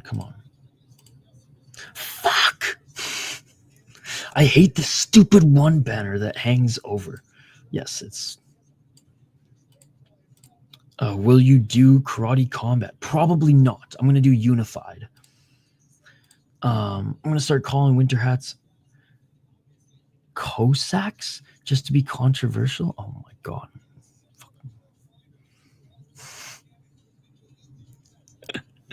That's called a fucking turban. Kouyate has the advantage. He is fast. Sorry. Bampara Kouyate,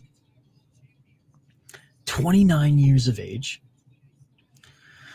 1-1 in the promotion. He beat Luke Lessie, which is a solid win. Knocked him out in the third round. Lost to Shakir Al-Tekreti, though, who Nori beat earlier on this card via decision. So 1-1 in the promotion thus far.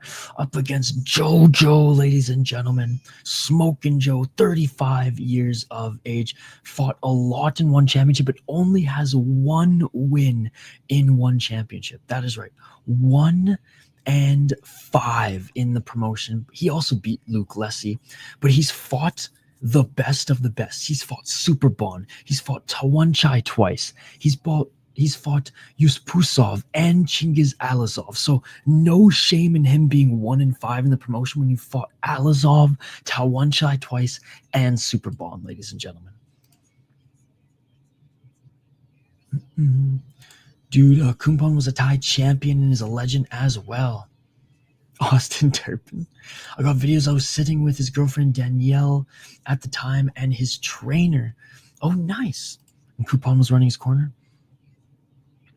His hairline is good. I'm here for Smoking Joel. The globally known Power Slap World Champion Terp Daddy Slim. But I'm a smoking joke. It's Joeva. Bro, he went pro with barely any experience and has always fought the best of the best. Dude, fucking love Smoking Joe. He did not grow up fighting Muay Thai. That's true. Yeah, he found it a little later. And again, has just been fighting a murderer's row in one championship since signing with the promotion. But he's getting up there in age, and as the chat mentioned, speed, not his strong suit anymore, but he's still got the power, he's still got the experience. And I do think overall he's better than Kouyate, but yeah, the speed advantage is the one thing Jojo has to be concerned about. Oh, some coffin candy. I like that. I like that. Joe's fought all the elite Muay Thais in his career. That's why I love him. Even though he loses most, he's very tough. Absolutely.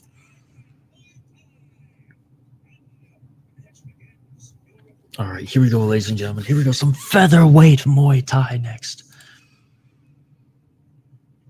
Thank you all for joining, by the way. Smash that like button. Vote in the poll question. Bro, Kouyate is huge. Oh, he's tall and lanky. Oh, he's out of Zatu's camp. 35 wins, only 2 losses. Damn.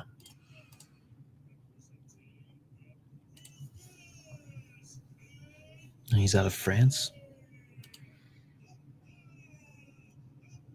Wow, only 2 losses. Only 2 losses.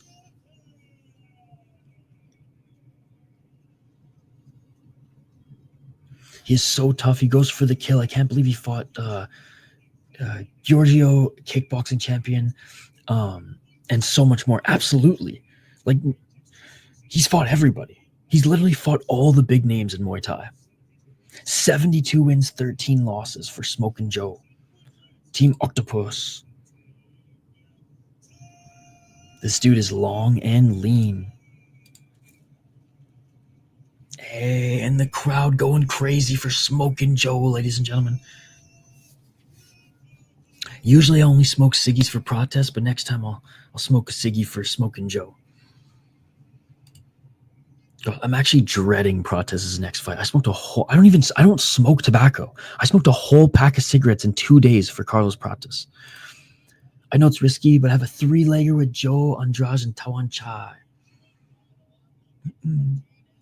Karan, bro, did you have an Indian audience? For Bular? Not really. They all turned against him, as they should. He was a disgrace to mixed martial arts. Round 1, ladies and gentlemen. Let's get it on. Let's get it on. I think France might surprise us. I'm not a parlay guy, but seems if I can get past Joe, I'll be good. I think so too. Except I want Juan Ill to win. 2 minutes and 47 seconds on the clock.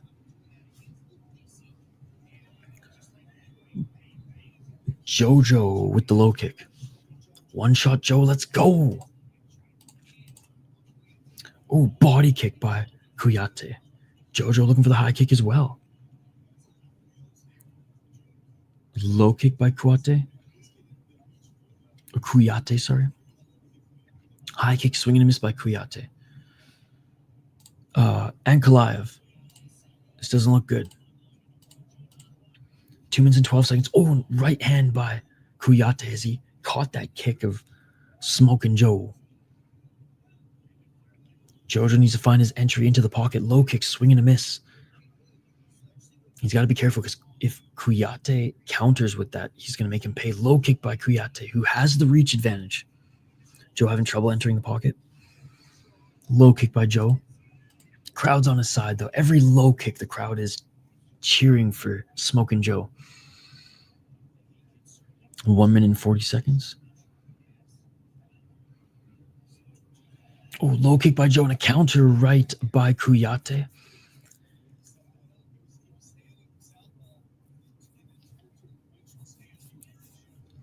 Smokin' Joe swinging and miss with the low kick. Oh, a nice 1-2 by Kouyate. Definitely got the speed advantage here. Low kick by Kouyate. Body kick by Kouyate. They exchange low kicks. Going to be hard for Joe at this range. Can anyone in the UFC beat Makhachev right now? I mean, the only one who I think who really could test him at lightweight. Oh, big right hand by Kouyate, and he drops Smokin' Joe. I mean, Sarukian, I think, was the only guy who, like, we all thought, okay, he has a chance. But unfortunately, we didn't get to see that fight. 50 seconds on the clock. Oh, another right hand by Kouyate, and he drops Smokin' Joe again with the straight right. Kouyate being patient. This is not good. Smoking Joe already got knocked down twice. Like I said, man, I was feeling an upset here. 31 seconds on the clock. Oh, and that is it, ladies and gentlemen. That is it. Kouyate drops him again, and it is all over. Smokin' Joe was the minus 260 favorite. If you had Kouyate plus 200, bro, good on you. Good on you. Damn, told ya. Remember who called it. Rumor has it Chaudhry has his goons drive around the streets of Thailand finding children to fill the seats of Lumpini Stadium. Damn, I knew it after the first exchange. Sad for Joe. Zaina said it with the speed, and Denial called it with how it was going to play out. But Kouyate was just, the range and the speed was just too much for Smokin' Joe.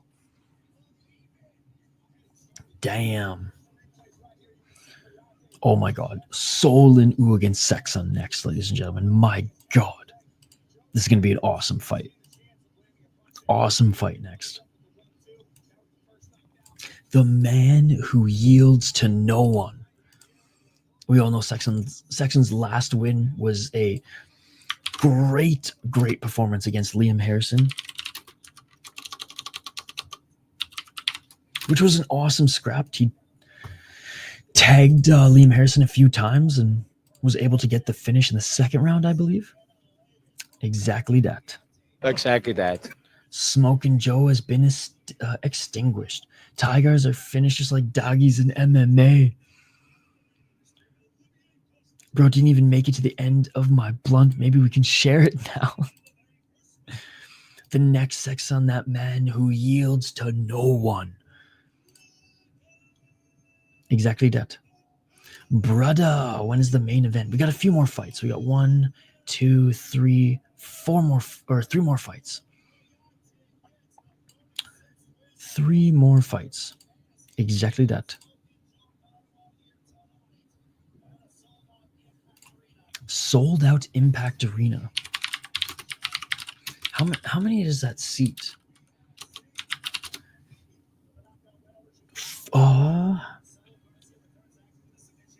How many is this arena seat?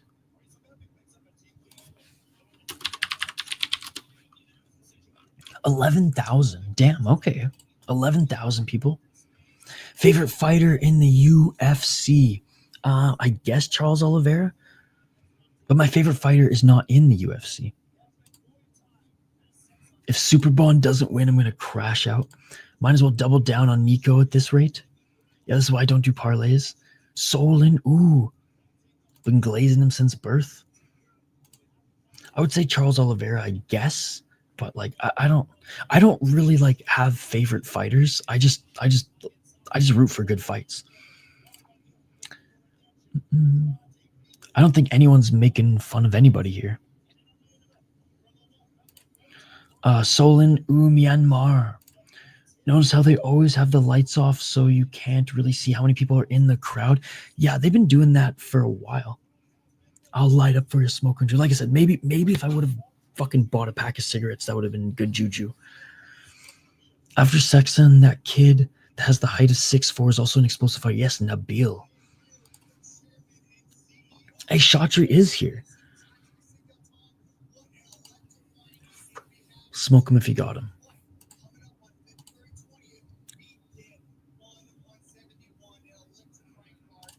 I mean, I loved watching them fight, but they're no longer active, let's be honest.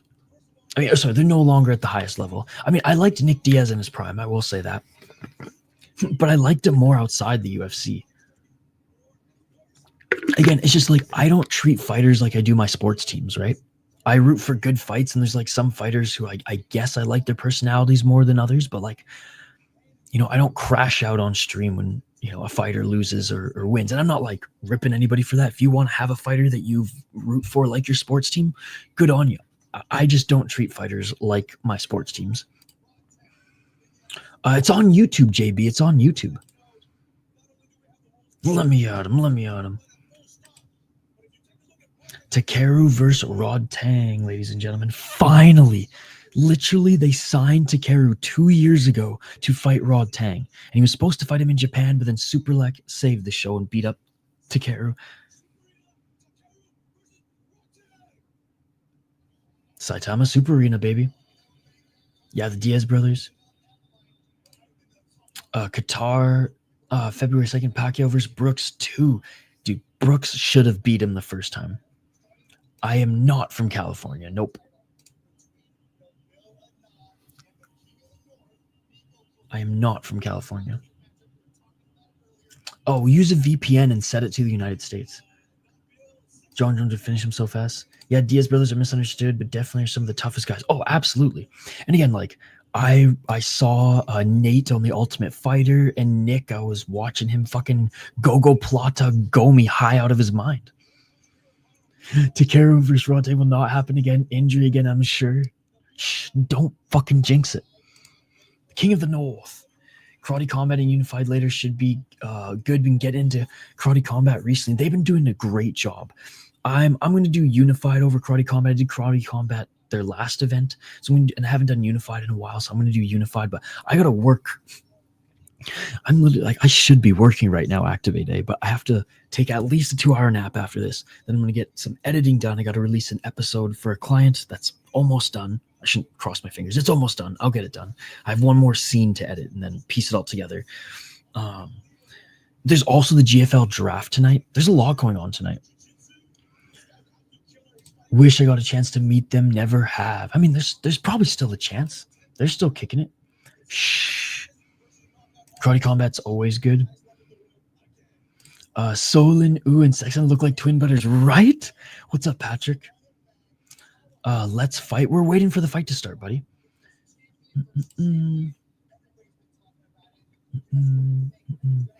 Damn. Yeah, well, Nate, it's weird because like, and Sis, like, he's definitely said some fucking crazy shit. I would say even way more than Nick. I'd say Nate was way more humble when he was younger, and I don't know, way less I can get away with whatever when he was younger. Whereas Nick is still like humble martial artist, you know what I mean? Yeah, the GFL draft is tonight. I had to go pack some orders as well. I did, but I wasn't calling it a robbery. I think he won by 1 round, right? And I hate when MMA fans call close fights robberies. Myanmar. I think Soe Lin Oo is very strong. He is very strong. He is very strong. They're literally twins from different countries. Thailand, Myanmar. Yeah. Yes, sir. Yes, sir. All right, ladies and gentlemen. MMA promotion need to stop trying to recreate the wheel. Just have a good old roster and production. That's all we ask for. And Isha wants soccer kicks. Yes, I do. Superior rule set action. Superior rule set action. None of this season ass shit. Just fucking do all your shows in Alabama and Colorado. Stop it, Zionist. Stop it. Enough of this bad juju. This fight is like steel versus steel. Yeah, I disagree. It wasn't a robbery. Sean, I think, won by 1 round. They gave one of the rounds to DDP. It should have been, I think, Sean just due to damage, but it's fucking 10-point must system. This is why the unified rules are absolute trash. They're watered down fake MMA rules, man. We need rise and superior rule set action, fights judged as a whole. None of this 10-point must garbage. It hasn't started yet. Nope.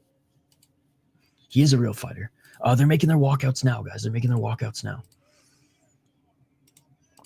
But yeah, the unified rules are fucking trash, dude. They're absolute trash, and they need to be abolished for the superior rule set. Soe Lin Oo making his walkout now, ladies and gentlemen. 33 years of age. Lost his last fight to Nabil. Just didn't have a chance. Just did not have a chance, but he was tough as nails as he did go all 3 rounds. Before then, beat Pong Siri, beat Fabio Reyes, and beat a Japanese fighter, Masayoshi Tsuhashi. So he had a busy 2024. He fought 4 times in 2024 and went 3-1, only losing to Nabil. And he lasted the entire fight. Seksan, the man who yields to no one. One of my favorite Muay Thai fighters, the best moniker in combat sports. Great win against Liam Harrison in his last fight, TKO'd him in the second round. Before then, lost to Yutaro Asahi in I would say, an upset. No one thought Asahi was going to beat him, and Asahi put on a great performance. Before then was on a 4-fight win streak. Beat Isaac Araya, beat Amir Nasiri, beat Karun Ben Nui, and like I said, beat River Daz. All or 3 out of those 4 wins were decisions. The first one on One Friday Fights 29, though, was a knockout. Before then, actually, man, he's had way more fights than one. My bad. So he beat Tyson Harrison. He beat Silvio Vetez. He beat Sean Clancy. He beat Nathan Benden. He beat Isaac Araya. He beat Amir. He beat Karim. He beat River. Then he lost to the Japanese Cat. And then back beating Liam Harrison. Seksan, yeah, the man who yields to no one. Absolute legend. Has not started yet. They're making their walkouts. Not the best fighter in the world, but he's tough as nails. He is, I know, it's crazy. To everyone saying Sean just has a jab and he's so boring, DDP looked like his face had been hit like a truck after that fight. So go watch the post-fight presser and look at his face. Absolutely. It was like Johnny Hendricks GSP shit. MMA fans have memory of a goldfish. Having said that, if it's 10-point must system, Sean won, in my opinion, 3 rounds. DDP won 2 rounds. DDP's face definitely got more pieced up in the rounds that Sean Strickland won. I don't think it was a robbery. I do think it was still a close fight. And we're going to get a rematch, so there we go. His head's probably made of adamantium, considering he did Lethway, and the sport allows headbutt. Absolutely. Love from India. Good night. Thank you, Curran. Soon, buddy. They're making their walkouts now. Definitely don't criticize Burma fighters. They will attack. And the most passionate fans I've seen from one, and it's not even close. Dude, they love their fighters. They love their fighters. Which I love the passion. I love the passion. I would say Burmese fans and Afghan fans are the 2 most hardcore MMA fans. Not even MMA fans. Hardcore, we're rooting for our guy. Hey, thank you, Yam. Appreciate you. I'm not. It's crazy how you're spamming the chat with the same fucking question when I keep answering you, saying that they're making their goddamn walkouts. Listen for once, Kazoki. How about you fucking listen? Crazy how Kazoke in the live chat here doesn't fucking listen when I say the fighters are making their goddamn walkouts. They basically just smack him in the face with the water bottle when he when he went to take a drink.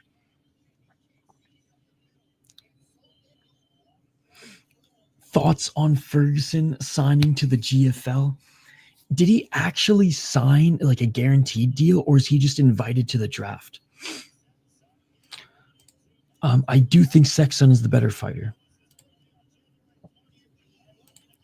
It honestly impressed me on how Sean, Holloway, Tapira, and most of the top boxers in the UFC can comfortably walk down people at boxing range, considering the threats of kicks. Sean does a good job of checking the kicks. Fairtex Gears now is the main sponsor.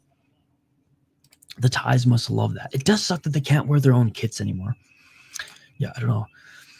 If he's flat out signed, then hey, happy he's getting paid. But there's a lot of fighters who they haven't announced that they're actually signed, if they're just invited to the draft. All right, fight is about to begin, guys. They're being announced in the cage. Watching from Myanmar, let's go. Yo, Cheddarhead, good morning, my Midwest brother. Thank you so much for the $5. You did not have to do that. You did not have to do that. I'm eating cheese curds today because of you, brother. Cheese curds today because of Cheddarhead. Let's fucking go. Good morning, my friend. How are you? Lee calling out Ferguson's the most lame shit ever. Honestly, really going to call out a dude who's like 7-fight losing streak or some ish, right? Right? Fairtex sounds like a condom brand name. No offense. Sick card so far. 100%. 15 knockdowns so far. There are a few, yeah. There are a few that are real. I think it was Activate A said that he worked on Chad Mendez's house and he like already paid him. Like GFL already paid Mendez. Who's better? I mean, I think Seksan is better, but Soe Lin Oo, tough as nails. Cheese curds for Cheddar Head. Yes. Again, it's I don't know if it's a guaranteed contract or if they just invited him to the draft. Absolute war of a card, to be honest. Yup. All right, here we go, guys. Round one. Thank you to Cheddar for the $4 donation, by the way. Or sorry, for the $5 donation. Cheddar, you are far too kind, brother. I never expect donations from you, by the way. I hope you know that. I'm just glad that you guys are hanging out in the chat here. Round one, ladies and gentlemen. Let's get it on. Nice. It does sound like a condom. Oh, body kick by Seksan and Soe Lin Oo catching the body kick and throwing him to the ground. Hey, what's up, Reaper Jones? Yo, I'm supposed to be working right now, so shh, don't tell my client.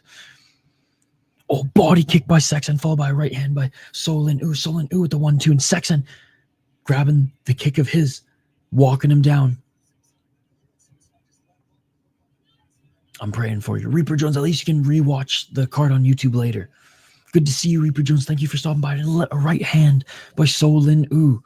No problem, buddy. 2 minutes and 16 on the clock. Seksan with a straight left jab. Soe Lin Oo with the left. High kick by Seksan, swing and a miss. Oh, a nice right hand by Seksan. They move like old guys, both Salagas. 1 minute and 57 seconds. Each of them landing kicks to the body. Seksan with a nice right elbow in the clinch. I can't look away for a second, someone might fall down. Absolutely. And Soe Lin Oo tried to push Seksan to the ground. Ref. I think they'll at least have one. 1 minute and 38 seconds on the clock. Left to the body by Soe Lin Oo, catching the leg of Seksan. Ref separates him. 1 minute and 28. There's always one. I mean, Yama even put on an event assist. 1 minute and 23 seconds. Another body kick by Seksan. Dirty boxing. 1 minute and 14 seconds on the clock. Nice shots in the clincher. Short right elbow by Seksan. Another short right elbow by Seksan. 1 minute on the clock. I mean, I am more bullish on them having at least one card versus them not having one at all. Seksan with another right elbow. Right hand by Soe Lin Oo. Seksan doing a good job keeping Soe Lin Oo at bay. 46 seconds. Step in left elbow didn't land by Seksan. Soe Lin Oo's going to clinch. Fighting clones, right? Oh, nice right uppercuts in the clinch by Soe Lin Oo. Tie clinch by Seksan. A couple good knees. Ref separates. 25 seconds on the clock. Step in left elbow, but dodged again by Soe Lin Oo. Soe Lin Oo with the right hand. Seksan with the right. Another step in left elbow by Seksan. Pre-CTE Ferguson versus post-horsemeat Overeem. Who wins? Obviously, Tony Ferguson. Ankle picks him. Easy win. Oh, nice right hand by Soe Lin Oo. Oh, big right hand by Seksan, and that is it for the first round. I'm giving the first round to Seksan, but just because he landed more shots, but solid round and solid fight thus far by both these guys. They will have at least a couple cards, probably always someone dumb enough to invest in something like the GFL. But dude, they're having like investors pull out. But yes. Oh man, Seksan wobbled Soe Lin Oo right on the tempo, but Soe Lin Oo, man, he's tough as nails. Yes. Round 2 coming up. This is like Hulk versus Hulk. I just said, second round is about to begin. It's like you guys don't listen to me.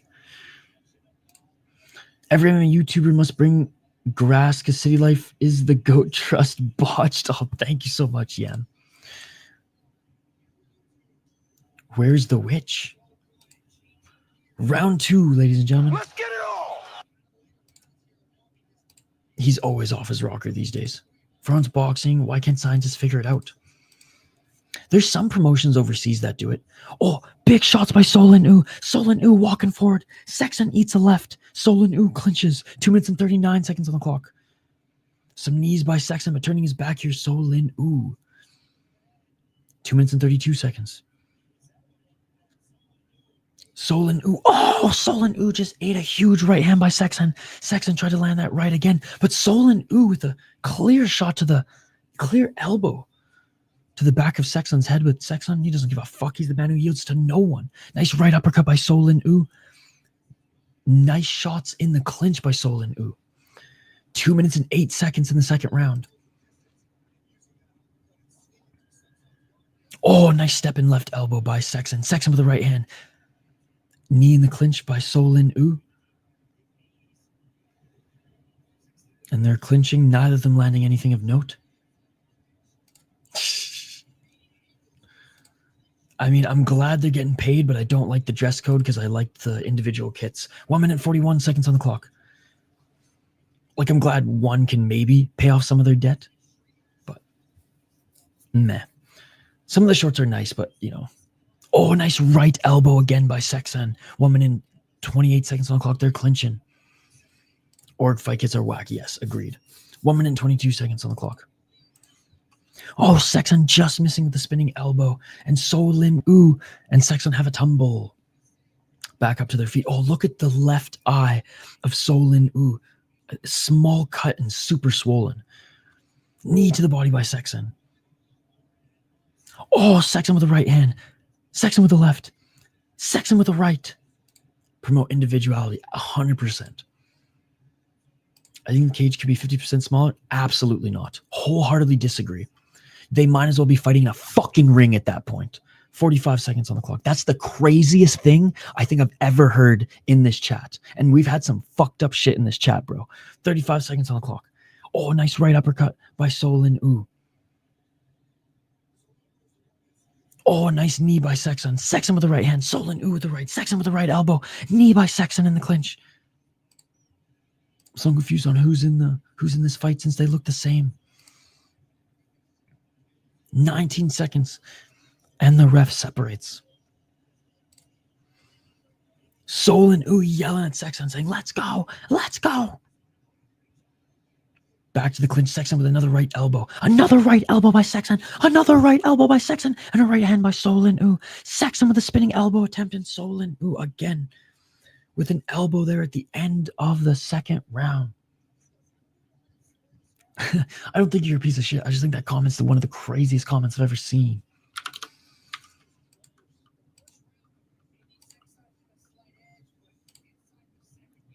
Damn. I still think Seksan is winning both rounds, but the second round was a lot closer.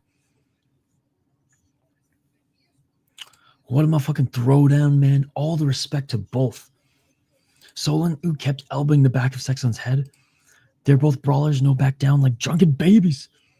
I'm gonna go play in traffic. If you can dodge traffic, you can dodge a ball. Rest in peace. Rest in peace to Patrick O'Houlihan. Third and final round. I have Seksan up 2 rounds, ladies and gentlemen. That second round was close. What a fight. Round 3, ladies and gentlemen. Low kick by Soe Lin Oo. Seksan with a body kick blocked by Soe Lin Oo. Another body kick by Seksan. Looking for the sweep with Soe Lin Oo, but he couldn't get the sweep on Seksan. Imagine a draw by KOing each other at the same time. God, that would be amazing. 2 minutes and 38 seconds. Left by Soe Lin Oo. Right uppercut by Soe Lin Oo. Clinching his Seksan. Ref's going to separate. Front kick by Soe Lin Oo. Soe Lin Oo having a good start. Oh, big right hand by Seksan. Seksan with a straight jab. Seksan with a straight left elbow. Seksan with a 1-2. Seksan. 2 minutes and 15 seconds. Oh, and some nice elbows by Soe Lin Oo in the clinch. Knee by Seksan. Right elbow by Soe Lin Oo. Ref's going to separate them again. 2 minutes on the clock. Crowd's going crazy right now, ladies and gentlemen. Seksan with the right elbow. Seksan with a straight left jab. Seksan, bro, just lifts up his right elbow. Soe Lin Oo initiates the clinch. This crowd is awesome. 11,000. Average mainland C confrontation. Nice right hand by Seksan. Seksan with the right elbow just missed. He tried to do the Yair Rodriguez. Wonder what the Muay Thai guys think of a cage and how it affects the fight. So I saw Super like interview that he says it really does affect the angles, but at the end of the day, it's still a fight. But they're used to, like in boxing, move guys, try to move guys into the corner to take away their space. And there's just so much space to go side to side in a cage. So Super Lek actually says that he fights way worse in a cage than he does in a ring. Woman in 8 seconds. Because he's so good at taking away his opponent's space and then utilizing those kicks, right? But in a cage, there's so much space for Muay Thai and kickboxing. Hey, at least you got health insurance, sis. 53 seconds on the clock and a nice right elbow by sis. But honestly, Soe Lin Oo, volume-wise, Soe Lin Oo's getting the better Seksan in this round, but Seksan is landing the bigger shots. Honestly, much more entertaining than Marab. Well, I mean, this is Muay Thai, so Muay Thai is way more entertaining than MMA. 35 seconds on the clock. Oh, big right hand by Seksan. Left by Seksan. 30 seconds left, ladies and gentlemen. Oh, Seksan with a counter right elbow. This is just experience. This is a Lethway brawler versus a very experienced Muay Thai fighter with over 400 fights. I believe Seksan has over 400 fights. I don't have a job. How the hell would I have health insurance? I have no idea, dude. I don't know how it fucking works in the United States. Spoken like a man without health insurance. Soe Lin Oo. Bro, I had to go to the hospital for an IV, and I don't even want to tell you how much they fucking charged me. It was insane. I'm never going to the hospital again. I'd rather die than go to the hospital in the United States. And that is it, ladies and gentlemen. That is it. They both look like they're going to be falling down. You guys don't like 50 failed takedown attempts, a 25-minute fight? Marab has beaten and upset two of the biggest fan bases of the division and in the organization. Godspeed, sis. Soe Lin Oo.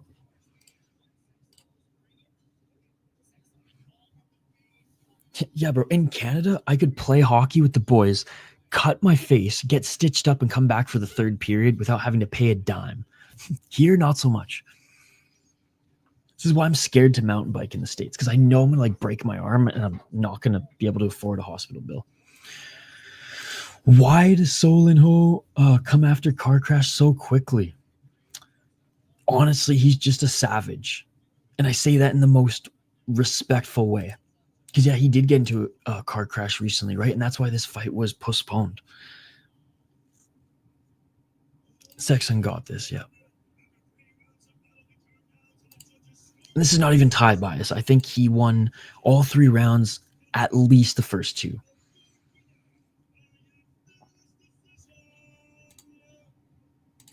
Seksan, the man who yields to no one, ladies and gentlemen. Congratulations to Seksan. That was a great fight. That was a great fight. 3 more fights left on the card, ladies and gentlemen. 3 more fights left on the card. Interim Bantamweight Muay Thai World Champion, which is basically like the winner of this fight, Super Lek. Then we have an MMA title. And then we have the rematch with Tawanchai and Superbon.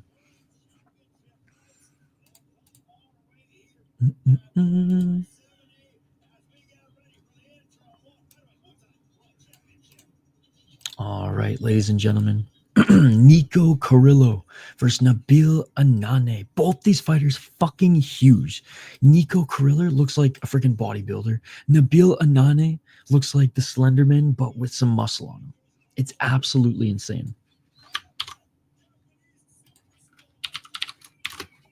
Oh man, my voice is already starting to go. It's probably because of the lack of sleep. That always happens. When I don't sleep, my voice seems to go, and just like whispering throughout this whole stream. Nabil reminds me of Golden Era fighter Diesen, how do I even say his name? Diselnoy.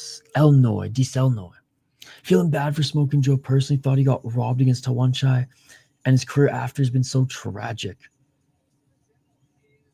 How come no one comes out wearing ties? Now for the good fights.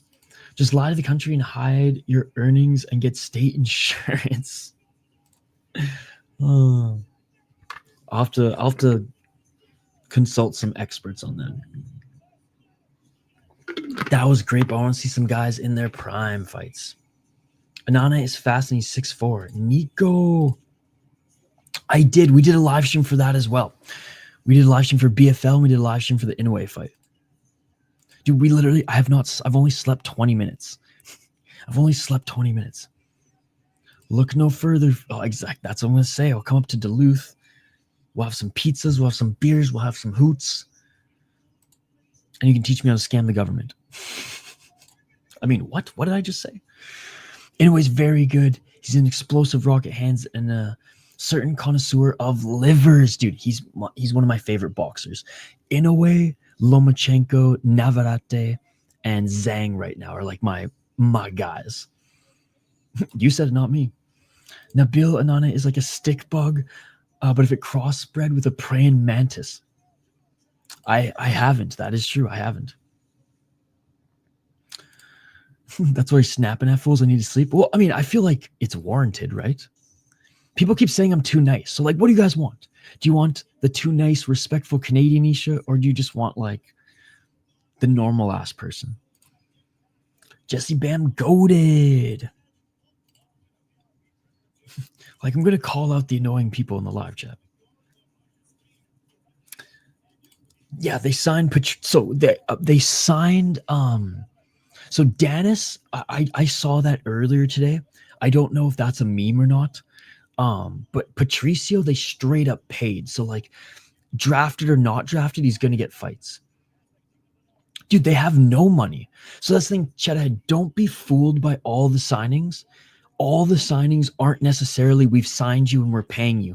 A lot of those signings are either fake. Fighters have come out and said that, like, no, we haven't signed, or they're invitees to the draft. I don't want anything, no expectations. Kudos to bro, Isha, but health is important of all. Yes, it's true. That's why I am going to get some sleep after this before I work. Predictions of Anshul Jubilee versus the Australian Dana White Contender Series jabroni. Honestly, after Jubilee's last performance, I don't think the guy has a gas tank. He's a good striker. I don't think he has a gas tank. So I'm going with the Dana White's Contender Series jabroni.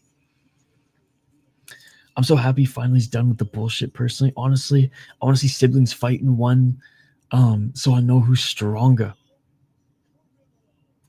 I love Triggered Isha. It's my favorite, as you know. And if I'm not watching and something happens I know bothers you, I will tune in just to hear the mini rants. It's like a car crash. I'm just using names to boost the brand. Chat ahead, they literally signed a Polish fighter who's in prison. Or at the very least is like on probation now if he didn't get fully sentenced. I made a video about it, and they tried signing a few guys who were like, no, dude, I'm literally fighting for a title in February in Eternal. You're going to see Dana White signs with GFL. Dana versus Chatri in an MMA fight. Who wins? Probably Chatri because I think he's better at jiu-jitsu. But if it was just boxing, Dana. Yo, why are you spamming the chat, dude? Why are you spamming the chat? Multi-cage grabs. I'm jumping in if not here already. Cut off his fingers. Cut off his fingers. Sorry, Patrici, not Patricio. Yes, my bad.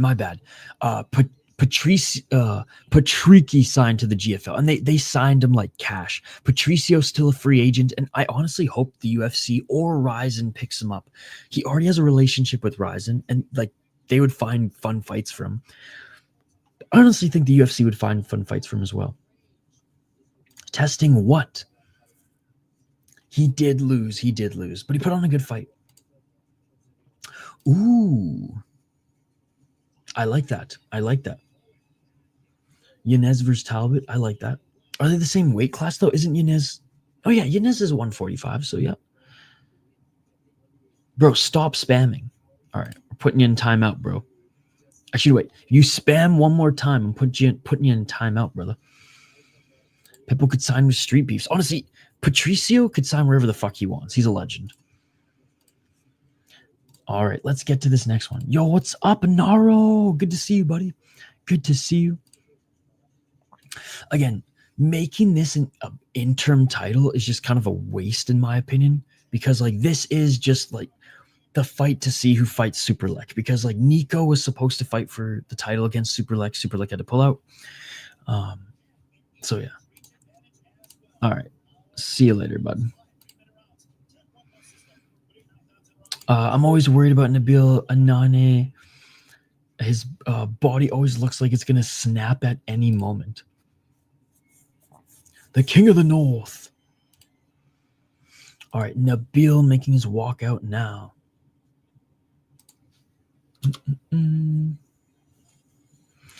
in fairness, sis, that was like a long time ago, was it not? Interim got us 5 rounds. Oh, that is true. That is true. Dude, did One Championship's freaking website just crashed? No joke. One Championship's website is going through maintenance right now. Bro. No joke. One Championship's website's going through maintenance right now. Like if I refresh this page, there will be no page. That's hilarious. I guess they got that much traffic. That's hilarious. Sorry, we'll be back soon. We're performing some maintenance. And they're okay, now they're back. They're literally One Championship's website crashed for a second. I'm literally, so this is what I'm using their website for right now. And if you click one of the fighters, it tells you their record within One Championship. A knee from Nabil. I'm 5'8", 140 pounds. Is that normal? I mean, yeah. When I was like in way better shape and not just a skinny dying looking motherfucker, I was around like 5'9", around 5'9", 145. That 5-year-old being sent to the shadow realm. I take the knee. Probably get flooded with people. Hope Anane defend his body from Carrillo.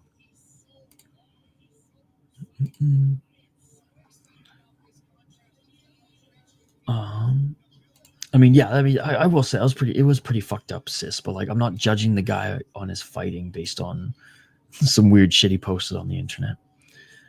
Hank's obsessed with that, by the way. I don't know how that makes you a cuck, but in Hank's world, apparently it is. Anyway, since entering the promotion, ladies and gentlemen, Nabil's first fight in One Championship was against Superlek on short notice. He lost. He lost in the first round, but he lost. Then went on to beat Nakrob, Mung Thai, Kulabdam, Lobo, and Soe Lin Oo. Bro, since losing to Superlek, Nabil has gone on to beat fucking Nakrob, Mung Thai, Kulubdam, Lobo, and Soe Lin Oo. Unbelievable run for Nabil since his loss in his promotional debut to Superlek. Nico, 26 years of age, has not yet lost in the promotion. He beat Nongo, Semapech, Mung Thai, and Furkan. So honestly, a very good run for Nico as well. And he's knocked out every single one of his opponents. Ugh, watching him knock out Nongo was tough. Oh, thank you, Yum. Thank you very much. If he wins this shit's going to be wild.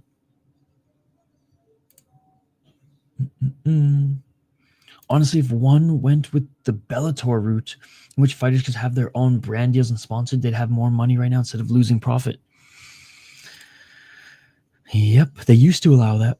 Well, they still allow them to have sponsors on their like posters, just not on their shorts.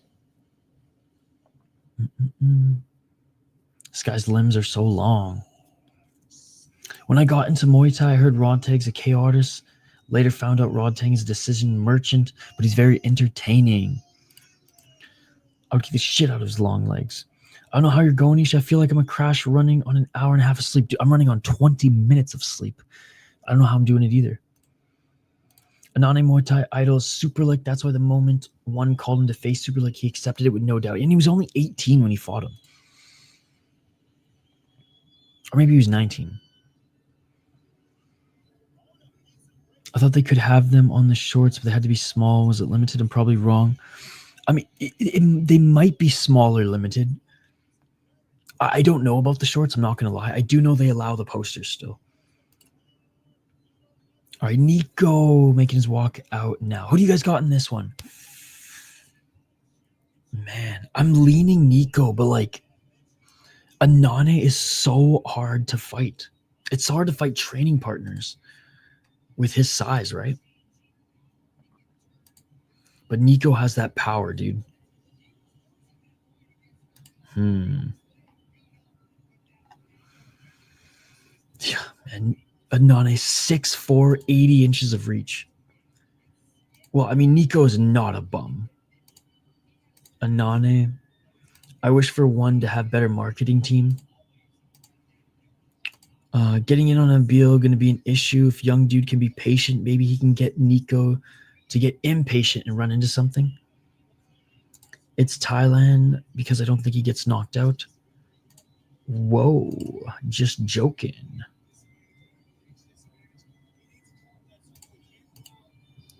This ring walk and fight is brought to you by Snack and Balco. What's up, Deciding Papers? Good to see you in the chat, my man. Like, bro, every time I say a Thai fighter's name, my furniture starts floating. YouTube stream cutting in and out? Mine's good. Mine's good. Yeah, I haven't had any problems with mine. Nabil looks jacked, or like looks like jacked myself. Jeez. If he and Joe lose, is it a changing of the guard moment? If Nabil? I mean, Nabil's still so young. I mean, he's 20.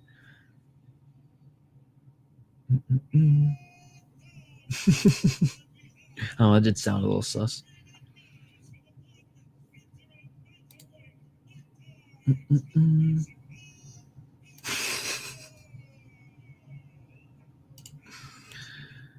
No, Nico being 5'8" here in Nepal means 6'3". Oh, just new wave younger gents taking over. Yes, sorry, if Nabil beats Carrillo, yes. All right, they're being announced in the cage now, ladies and gentlemen. It's life, that is true. Nabil, 38 wins, 5 losses. Representing Thai. Oh, yeah, he's half Thai, half Algerian. Interesting mix, interesting mix. Let's lock in. Who do you got? Who do you got? Nabil?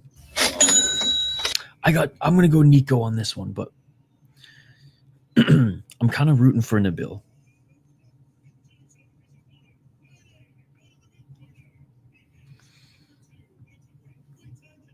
Nico looks dialed. Veiny as fuck, but you know I love steroids. Shaking Jesus' hand is much more possible than one having a good marketing team. Who's the favorite? I'm not sure, actually. Who's the favorite in this one? Can the King of the North do the impossible? Nico's so serious. Yeah, he's dialed right now. You should like some veiny.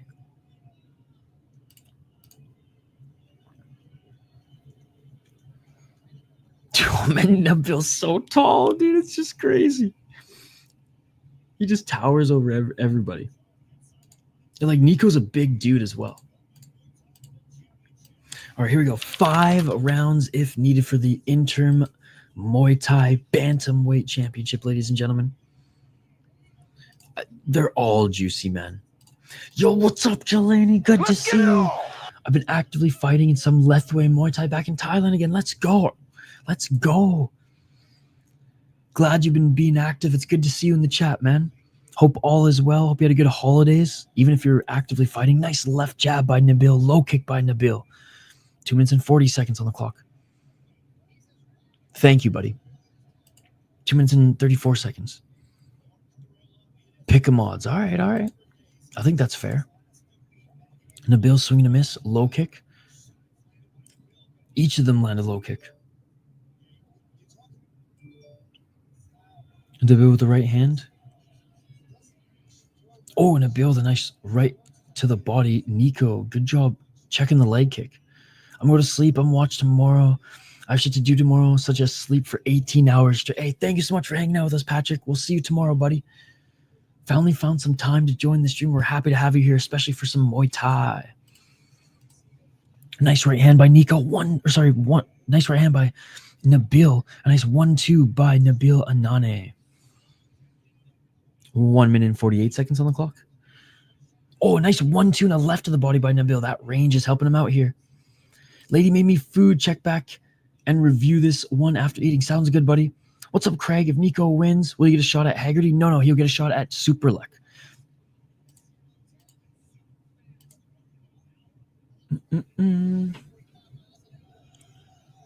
Oh, what a nice knockdown by Nabil. Nico being knocked down by Nabil early. Great job by Nabil.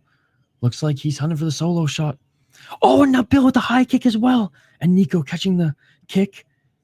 Nice right hand by Nabil. Another right hand by Nabil. Oh, Nabil with the 1-2. Nico just can't figure out the range. And Nabil looking for the tie clinch. Knee by Nabil. Oh, Nabil with a big knee to the face of Nico. High kick by Nabil knocks him down. Nico's hurt. 46 seconds. That shin to the head. Can Nico survive? He's good. 40 seconds on the clock. It's not over.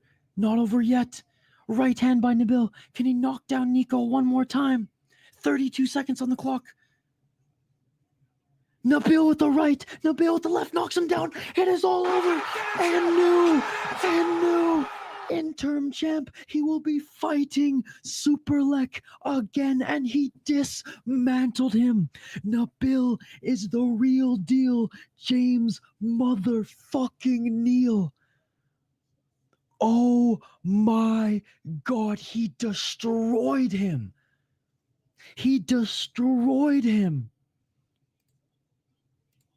Holy fuck. And again, Nabil lost to Superlek in their last fight, but he has fought a murderer's row of opponents since, ladies and gentlemen, and just absolutely destroyed Nico. Again, you're 10 seconds ahead of me, buddy. So at the time that you said it was over, it wasn't over for me. So I'm literally calling it in real time from what I'm seeing. Holy shit, bro. I did not see that coming. That head kick was crazy. I mean, no, it's not even close to Super Ryzen 3, but it is a very good card. Not a terrible stoppage. His eyes after the second one was totally gone. He took that head kick. As soon as I was about to turn off my shit, I see fucking Carrillo go down. My idol is Superlek. That's why he wants Nabil. Or his idol is Superlek. Well, no, it has nothing to do with him wanting it or not, Zionist. It has nothing at all to do with him wanting it or not. He has deserved the title shot. I mean, Carrillo was supposed to fight Superlek. Nabil comes into this one in a title eliminator. He's the deserving. Has nothing to do with want. Whether he wants it or not is irrelevant. He has deserved the rematch. Damn, I feel bad for Nico, though. That was way too late. He just got destroyed. After that head kick, I think they should have called it. Carrillo moneyline minus 115. That head kick was crazy. Yeah, he was seeing the Tweety Birds after that. And even though he got up and like they checked on him, you could just see Nico looks surprised.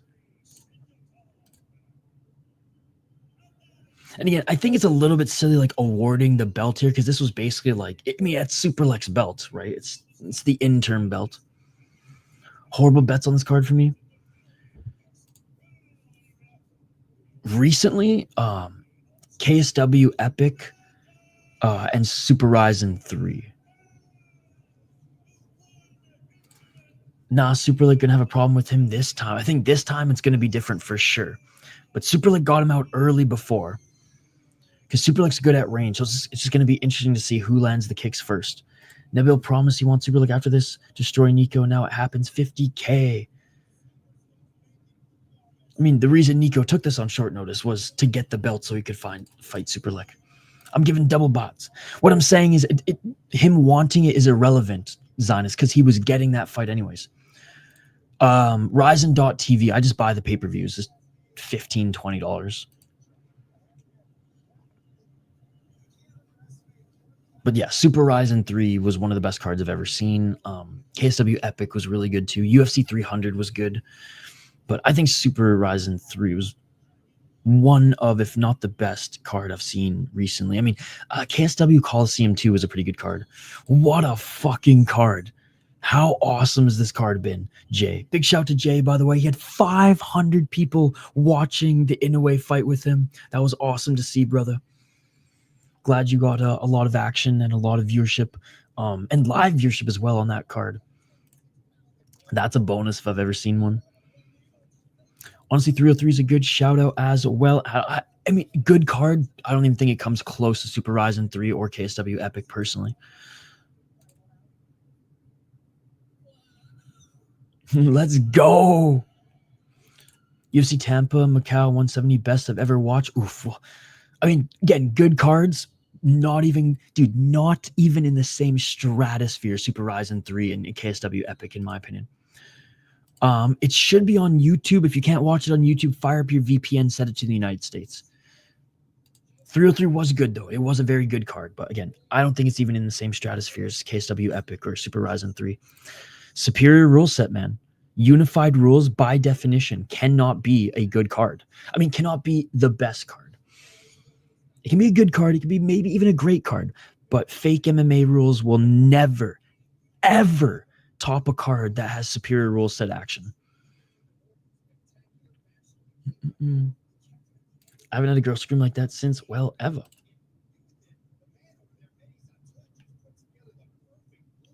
I mean, that was a perfect game plan against Nico. I feel like that game plan can be used against most guys. God. See, fuck Shatri, man. Fuck Shatri Sitadong for this. He literally put these two fighters on the fucking shelf for a year. And honestly, Juan Ill even longer than Andrade. He made Andrade fight kickboxing because he didn't make him. It said if you want to fight, you got to fight freaking Haggerty in kickboxing. Juan Ill been on the shelf for freaking a year. This guy, both of them are so entertaining. He has such an entertaining style as well. It's crazy. Need to cut to 105. Andrade's domination coming up, probably, but it's just so annoying that Juan Ill and Andrade shoot. I just love Juan Ill's style. And he's so good on the mic. And Shatri just puts him in jail after every single fucking fight.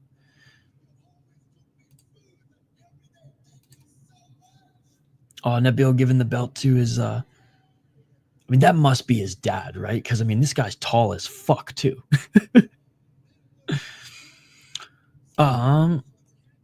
I don't know of any of the drama. I know he left one championship and he's started his own league, and retirement is nigh if he doesn't join K1.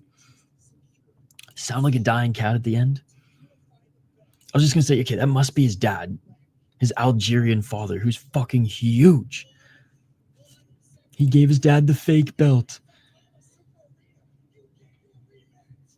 It's cool that he's going to be fighting in Saitama. I feel like the Japanese fans would love Nabil. Just because he's like, they love the freak of nature looking motherfuckers. He's the opposite of Bob Sapp. Taller, but skinnier. Rematch in Japan. Dude, Alizov is one of the best of all time. But yeah, he's getting older, and one wouldn't give him fights, and so he left. And he might just be like, I'm done now. I might just fight my own promotion and or just run that. Alizov doesn't have much more to prove.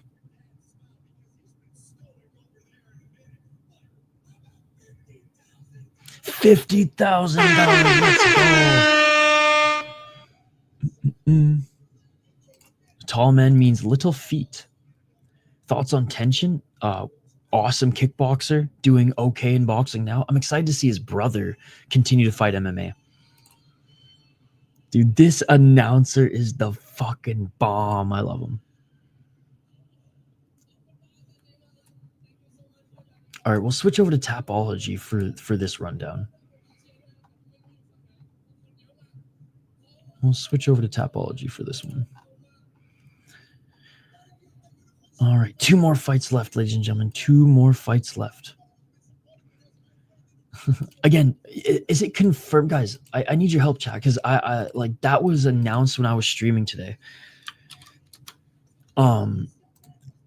Is he actually signed, like cash deal signed, or was he invited to the draft? Those are 2 very different things. Was he actually signed like Patricky, or was he invited to the draft like Kevin Lee? But still super like for me in the rematch happens. Yeah, I think so too. That's probably performance of the night. Honestly, when I first found one, I found it goated, but when I took it deeply, there's a lot of politics. Oh yeah. Look, 3-4 years ago was amazing. They had MMA was like really good. The kickboxing was really good. Their Muay Thai was obviously good. Now it's more a Muay Thai league than it is anything else, and that's okay. I just hate how they like pretend it's not. Like, for example, let Juan Ill out of jail. Let him go sign somewhere else. He would, God, man, he would be so entertaining in North America.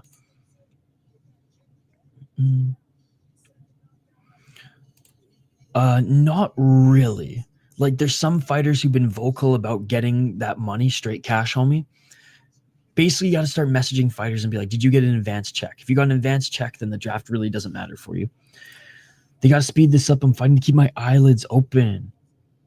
One MMA is dead, yes. However, we are getting a very good one MMA fight coming up here. My 2 favorite MMA fighters in one championship right now. That fucking question mark kick, though, right? Like, straight up, Juan Ill doesn't have a ground game to save his fucking life, but is just a straight brawler, ladies and gentlemen. I fucking love these Korean fighters, man. He's so exciting to watch when he fights. I know, dude. One MMA has been dead. Yeah, for like 2 years now. All right. We're going to tee up this in just a moment, guys, because I've been waiting over a fucking year to see Juan Ill fight again. Like I said, he is I don't root for fighters often. He's one of the few. He's like my Phil DeFree. All right. He's like my Phil DeFree in one championship. Fucking love Phil DeFree. Fucking love Juan Ill. And again, no disrespect to Fabricio de Andrade. He is awesome as well. But there's just something about pretty boy never die, motherfucker. Doubt me now. Like, this guy's just a fucking treat to watch. Just violence, violence, violence. That's all he breathes. Just no ground game, unfortunately. Just no ground game, unfortunately. I'm happy RDR was able to get out of one. Yeah, me too. And I hope Kwon Ill is able to get out of one as well. Winner gets Brock Lesnar. Nabil probably cuts to 35 without rehydration. Maybe. I mean, he is so tall that that would just be a tough weight cut in general. But yeah, with rehydration, there's no way. Because he'd have to water load for that cut. All right, ladies and gentlemen, we're going to highlight these next 2 fighters in 1 minute. Happy RDR shut Holland's dumbass up. Me too. You saw that Kwon fights against the Chinese guy. That was so awesome. Kwon won that. Oh, dude, Kwon, since losing to Andrade 2 years ago, you know, he fought 2 years ago, then he fought a year and 7 months ago, then 1 year ago. So few and far between are his fights, but yes, he fought some good opponents. Guys, I got to piss so bad. Yo, what's up, Chris Cushman? Good to see you. Good to see you, buddy. We'll be right back after this quick break. I got to fucking drain the main vein. I got to pee. Back in 2 minutes. Don't go anywhere. More one championship coverage on the other side. Let's go.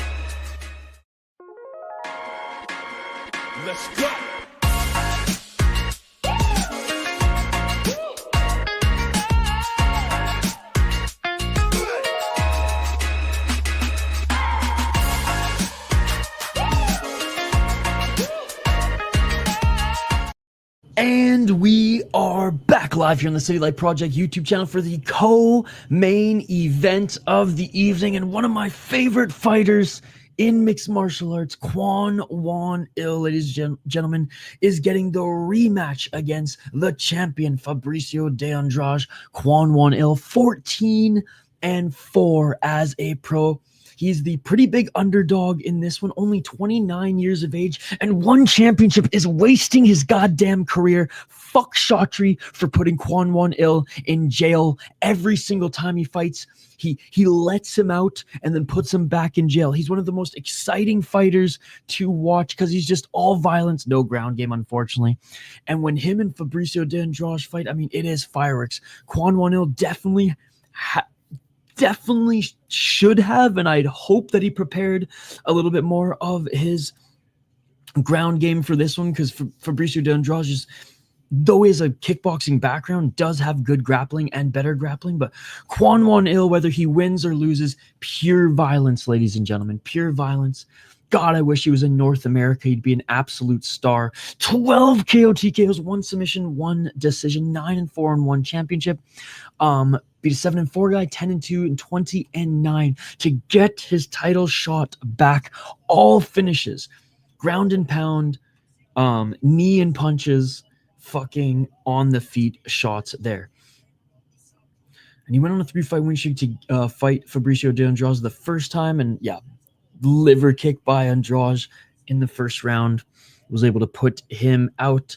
But a solid 3-fight win streak and 3 finishes to earn that title shot against Andrade, who also has been fucking put in Chatri jail, which is annoying as fuck. 5 KO TKOs, 2 submissions, 2 decisions, 6-0 and 1 no contest in 1. He is undefeated in mixed martial arts. He lost a kickboxing match against Haggerty. And his no contest is when he kneed John Lineker in the balls and shattered his fucking cup, dude. The fact that he retired John Lineker in the 4th round is crazy too, but this was a crazy fight. This was a crazy fight. He's tough as nails and he hits hard, man. He's only lost twice in mixed martial arts, and it was in his 2nd and 3rd fight. Here comes Juan Ill. Let's fucking go. Making his walkout now. This one should be fireworks, ladies and gentlemen. This one should be fireworks. Got 1 + 650 quarter unit because odds are wild. Slave Master Chatri. I wonder if Chatri paid Andrade to go down. Sorry, I'm a casual. What's this Korean guy's situation with Chatri? Dude, like every MMA fighter, Chatri fucking has them fucking chained up in his office, bro. Chained up like fucking slaves in his office. And he goes, okay, now you can fight. A year fucking later, I'll let you go and fight. Fucking wasting his prime years and wasting his opportunity to entertain fans. It's fucking disgusting. If Kwon touches you once, you're done, but suddenly he doesn't have a ground game. Fabricio's stand-up improvement might be too much for Ill now with already having grappling advantage. That is true. I don't even think it's sad. Like, what else does Alzov have to prove? He's getting older, you know, he's hinting at retirement, and now he's now he's working on his own league. I think he will fight, but he's going to fight in his own league against, lesser competition. Tea time. See, I don't think, no, he's not in jail. He's not in jail. He already freed. He left one championship. Nah, Chatri wouldn't pay him. He would just force him to. Andrade's knees are nasty. Yes, it shattered. I mean, again, it was unfortunate, but it shattered John Lineker's cup. Everyone got a punching chance, especially someone like Juan Andrade the side, but I'm taking the shot. I hope they both get out of one. They would bring a lot to any other organization with competition. Absolutely. Absolutely. That's what RDR said. A lot of time wasted. The more I watch one, I find it way better than UFC. Well, again, 2 different styles. One is Muay Thai. Again, one is Muay Thai. UFC is MMA. So it's like, what sport do you like better, Muay Thai or MMA, right? One should just go all out. I think so. I think so. I like Ryzen and KSW more than UFC personally, but from an entertainment aspect. Like, the UFC is the NFL, is the NHL, is the MLB of MMA. Is this Charles Oliveira? God, man. What sucks is, like, win or lose, we're not going to see Juan Ill fight for another year. Chatri's going to chain him up again in his office and make him play the freaking Chatri blues on harmonica on repeat for fucking a year again. I'm getting so angry, but it's true. I should just be happy. I should just be happy that we get this fight. By the way, 63,000 people have watched a little bit of this stream. So big shout out to every single one of you. Don't forget to smash that like button. I disagree. Top 10 is a fucking stretch, dude.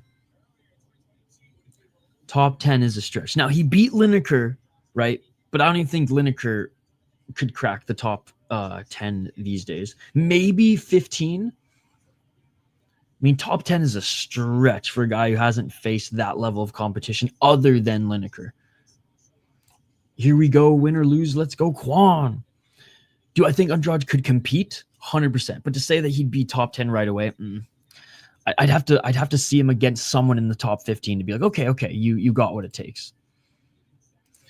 What are you really building to in one MMA at this point? There really isn't one deep division in the whole organization. That is true. Again, 3-4 years ago, it was. It's not that anymore. I don't think people forget. No, nobody forgets. Again, sorry, Yam, but I'm gonna call it. I'm not gonna blindly agree with everything the chat says, even though like we're homies and I like having you here. But I disagree with that as well. Everyone loves John Lineker, and no one forgot that. I mean, you should have seen the chat last time when he was fighting. And if anything, he's been one of the more active fighters in one championship, both on the MMA side and on, well, now the Muay Thai side compared to his peers, right? So I disagree. I don't think people forget at all. Dude, I get so annoyed when people fucking say that shit. I don't know.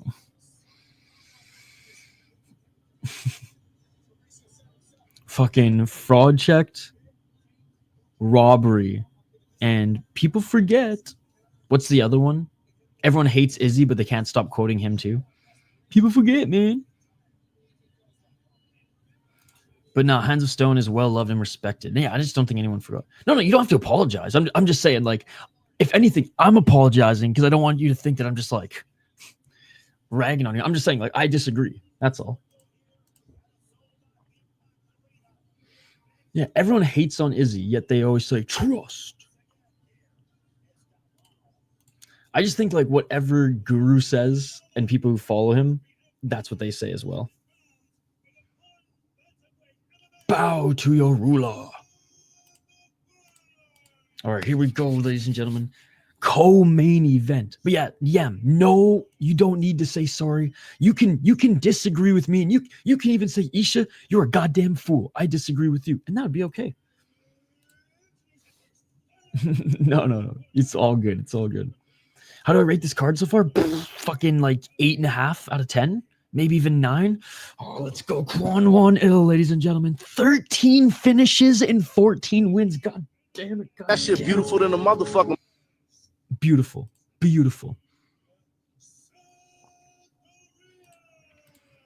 I don't know, man. 10 out of 10. Let's go. It's about to start. Yes, it is. The fighters are being announced in the cage. Again, I totally respect Andrade, and I very much love watching Andrade fight, but I fucking love Juan Ill. I am definitely rooting for him in this one. 10 out of 10. The funniest thing is when motherfuckers referring to fighters as we on Twitter. Yes.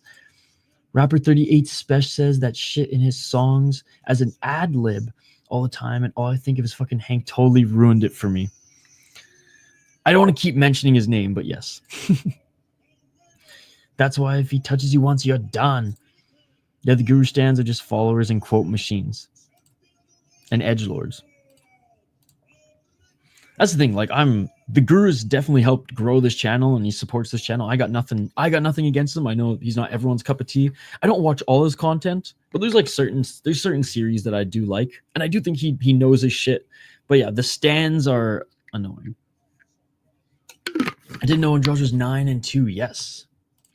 We in anything about pro sports from fans is most cringe. I know, and I catch myself every now and then saying we on like Canucks or Wild like talk, and I check myself every time. I love Guru, but his fan base is horrible. All right, round 1, ladies and gentlemen. 5 if needed. Let's get it on. Don't blink. Oh, and Juan Ill with the left and Andrade with the right. Andrade with the body kick. Juan Ill covering up already.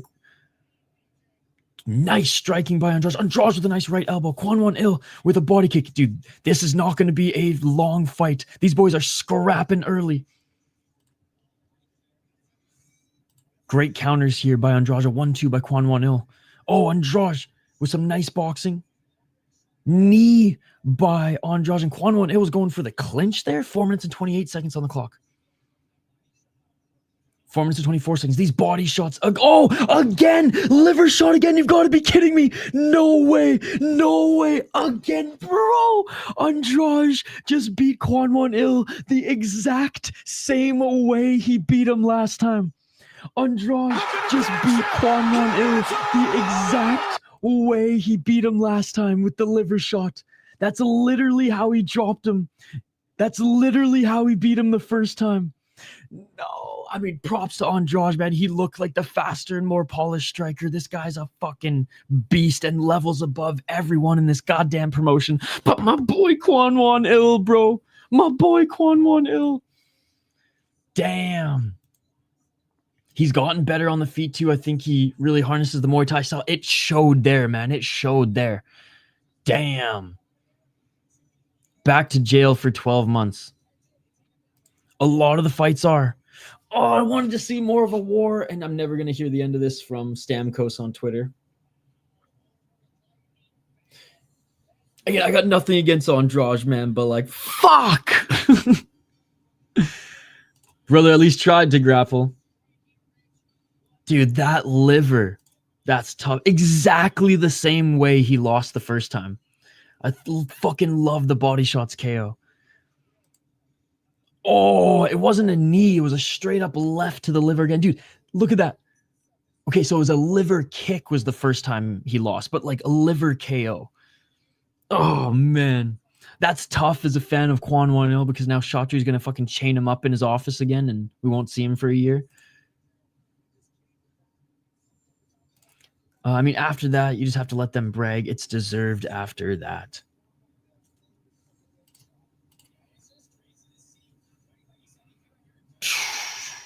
Unreal body shot. Still a liver KO. Yep. Still a liver KO.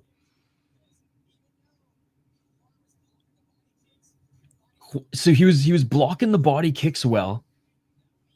Damn. Waited over a year for 20. See, that's why I'm like, God damn it. Damn, every fight finishes in round 1 today might be the best card so far. Best card of 2025. So far, I would say yes. I would say best of 2025 so far. Well, there's not going to be a trilogy between these two. I'll tell you that much. And hopefully we see Kwon Ill back soon. But great win by Andrade, man. He looked levels above the striker that is Kwon Ill.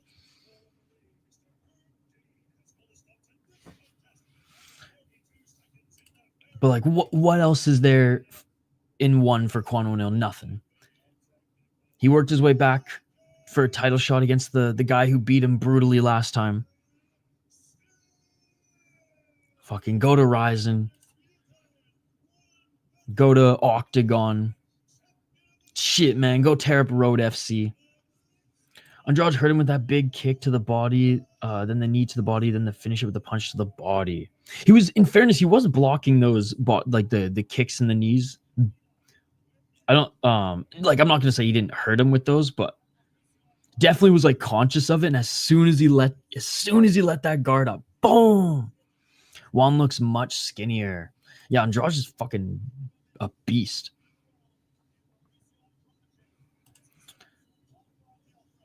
This card has pay-per-view feel, but it's on YouTube for free. Main event is next. Jonathan Haggerty is the one who makes Andrade weak. That is true. That is true. But I mean, yeah, I mean, that is true. That is true. A lot of fighters have that one guy they can't beat. Holloway, Volk. Yep. What a world. Did he lose muscle? He's always been skinny. He's always been skinny. Card 8.3 out of 10 going into the main event. I'll say 8.5. I'll round up a little bit. Oh, well, I hope we get to see Kwon Ill again in 2025. And shout out to Andrade. Great win again. Fuck. He said, I did not expect him to come forward that fast, but I don't think it was a good idea. I think you're right.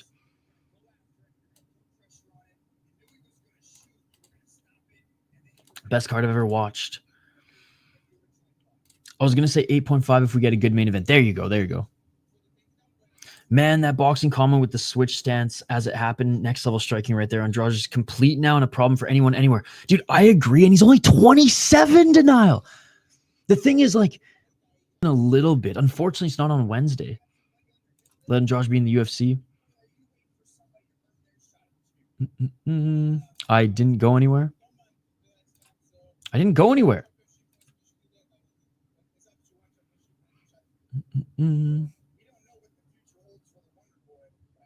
What are you guys talking about? Okay, hold on. I might have to end stream if you guys can't even see me. All right. Well, I guess we'll go to break. Let's go.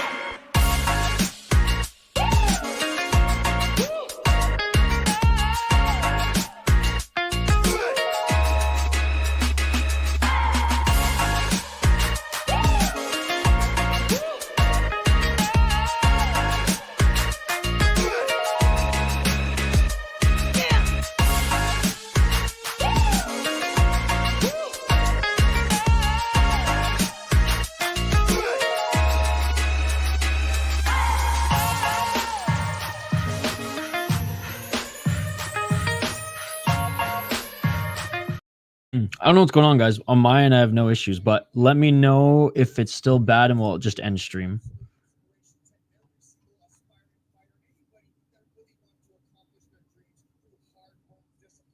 All right, main event coming up. Yeah, if we lag again, I'm just going to end stream because I don't have the patience to try to go through trying to fix it all here after an all-nighter. If it's laggy, we're just going to end stream. But it's annoying because usually I'll see something on my end.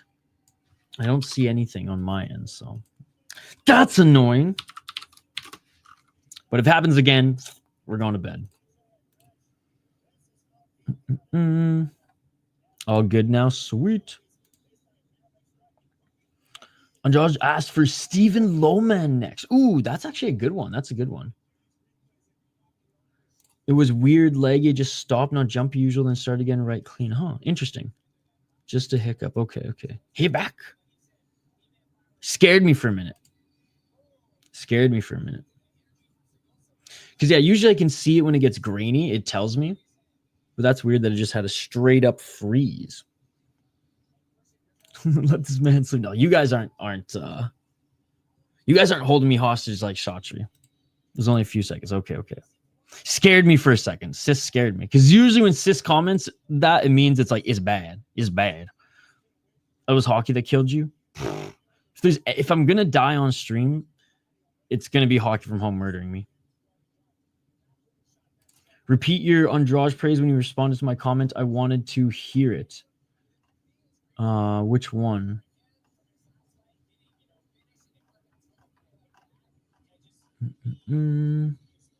Trying to find it now.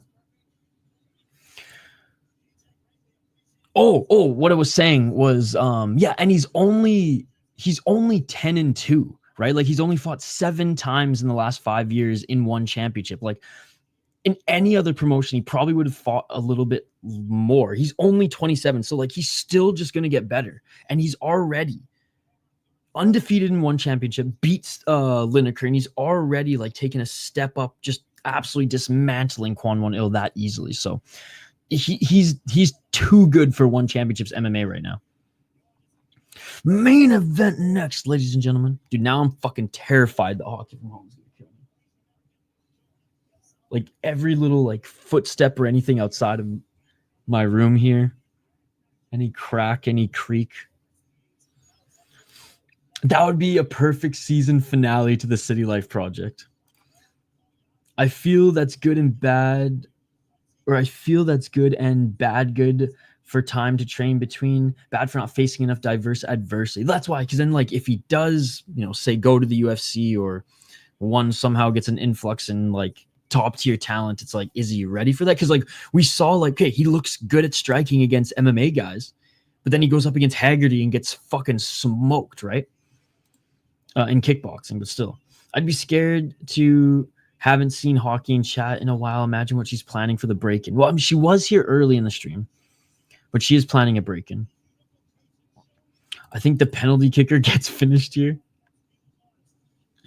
Who's the featherweight champ in one? Sorry, Macau. Dude, honestly, I don't even fucking know.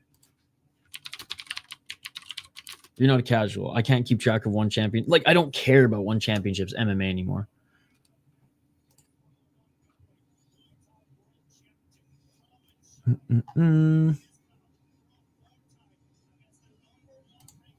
All right. Featherweight MMA. It's Tang Kai. It's Tang Kai. Even though he lost last time, his opponent missed weight, so he couldn't win the belt. So Tang Kai is the featherweight champ. But in the rematch, he's gonna lose. Honestly, she's the one messing with the internet cords. I only speak English and French. Before your stream stuck, bro, I saw Shadow pass my phone. Don't say that. Flyweight in UFC, I'd imagine he would at least try there before going up against Figgy style. Yep. I just love how he does have like some grappling, but like kickboxing and Muay Thai is where he thrives. And he kind of abandoned the kickboxing style since joining Tiger and is really like you said, gone all in the Muay Thai way. How can you shoot an entire PFL event? Respect you for that. The chat is usually buzzing. That's how. The chat's usually buzzing. It is tough. I will say the 2024 season wasn't that bad, but yeah. Maybe he could go to a Swiss MMA league. There you go. PFL is cool, especially with no UFC. Yeah, I doubt I'll be able to even do the entire card tomorrow. Because with PFL's pacing, I'm going to LFA 200, and I always go and watch the amateur fights, which started around 4 my time. So we'll see. Yeah, this season PFL has been good. I'm not hard to please though. I'm critical of how the PFLs run more than just like the fights themselves, especially this last season. All right, main event of the evening coming up here, guys. And we have the rematch.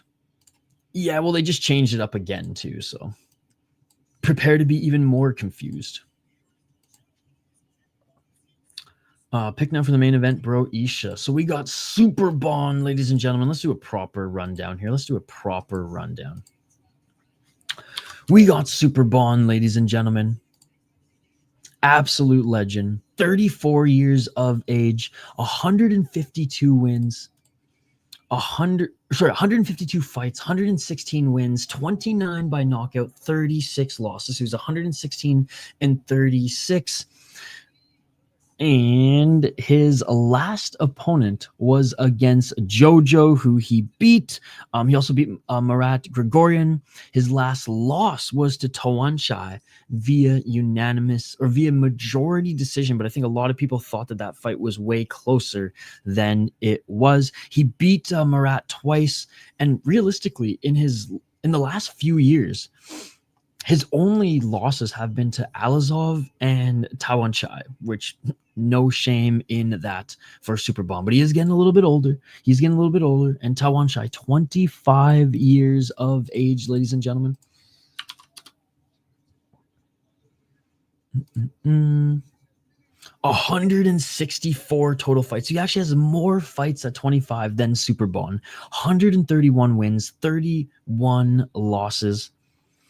And he is on a hell of a win streak as well. Also fighting Smokin' Joe. Again, beat Superbon, Smokin' Joe twice. Beat Korea, Yusupov,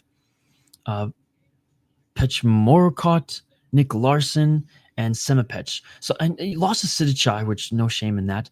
I will say that Superbon in the last few years has been beating better opponents than a Tawanchai. Like, love Smokin' Joe, and he's tough as nails, but he fought him twice. Tawanchai beat Superbon in that close one, but out of all of them, Semapech, I would say, is probably the best I mean, he did take Smoke and Joe to a decision twice, so shout out to Smoke and Joe. Even in 2024, but oh man, and Superbon did look good in his last fights. I just lean on the youth factor in this one. I want Superbon to win, but I think Tawanchai is going to get it done.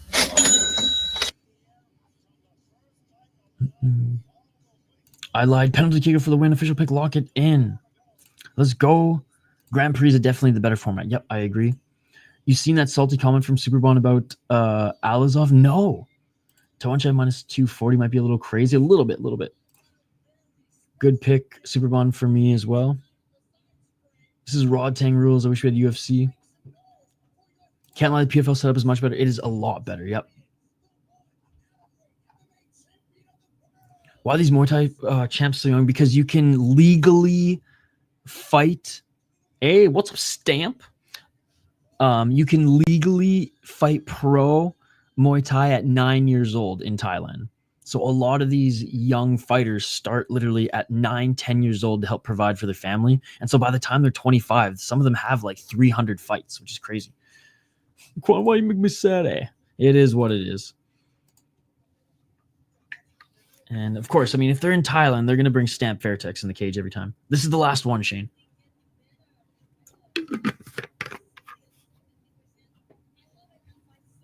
Hey, good English. She's saying she's about like 60, 70%. I think she's going to defend the belt in April. Stamp should twerk always. Yeah, her English has gotten a lot better.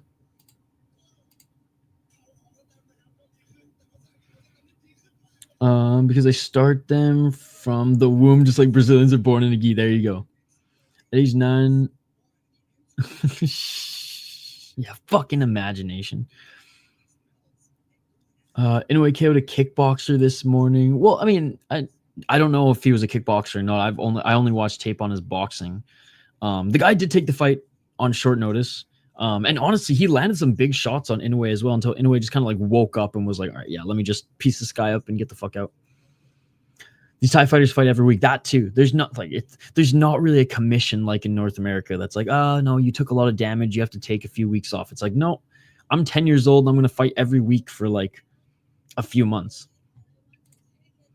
You said when he went running, how can you say that after you beat his ass? Oh, nice.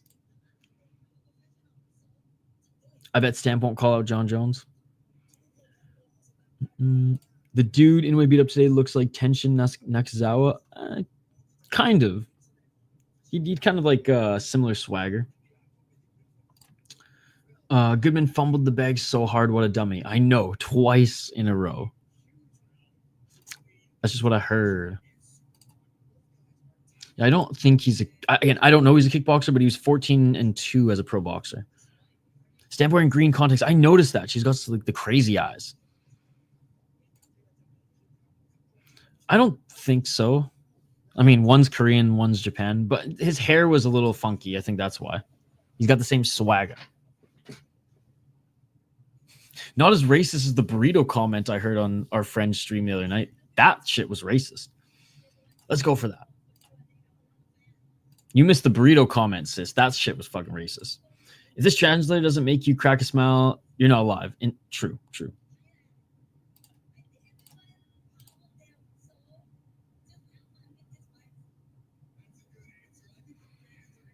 Let's go.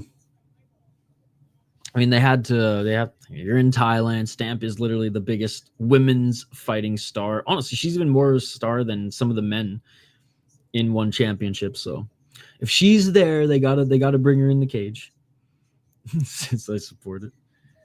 I called it out in the live chat too. No one commented on it. So that's how you know.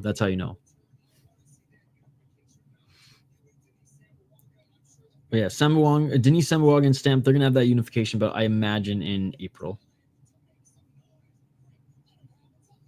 Oh, here we go, Frank. This translator. God damn it. I love it. I love it because, like, yeah, he plays it up, but it still seems wholesome. You know what I mean? It's like he just fucking loves his job. Dude, I don't even think she's good looking, to be honest. Like, yeah, she's got a bunda, but like there's plenty. Like Norma Dumont is actually beautiful, and she has a bunda. I think Lean Perez is annoying as fuck, and honestly, just kind of like trailer trash. To be honest, she reminds me of just like I don't know if she's from like the southern part of I don't know of Argentina, but she just seems like trailer trash. Trailer trash with a big booty. Yeah, but everything else about her is like, and the only translator who earns a 50K by Shotzi. That is true. Is there value on Tawanchai at minus 240? I would say that there's more value on Superbon. I mean, I have no shame, so like, yeah, but like it's more of just like human necessity than, oh yeah, you're beautiful. Yeah, I guess we thought that you were planning to murder me, Hawk from home.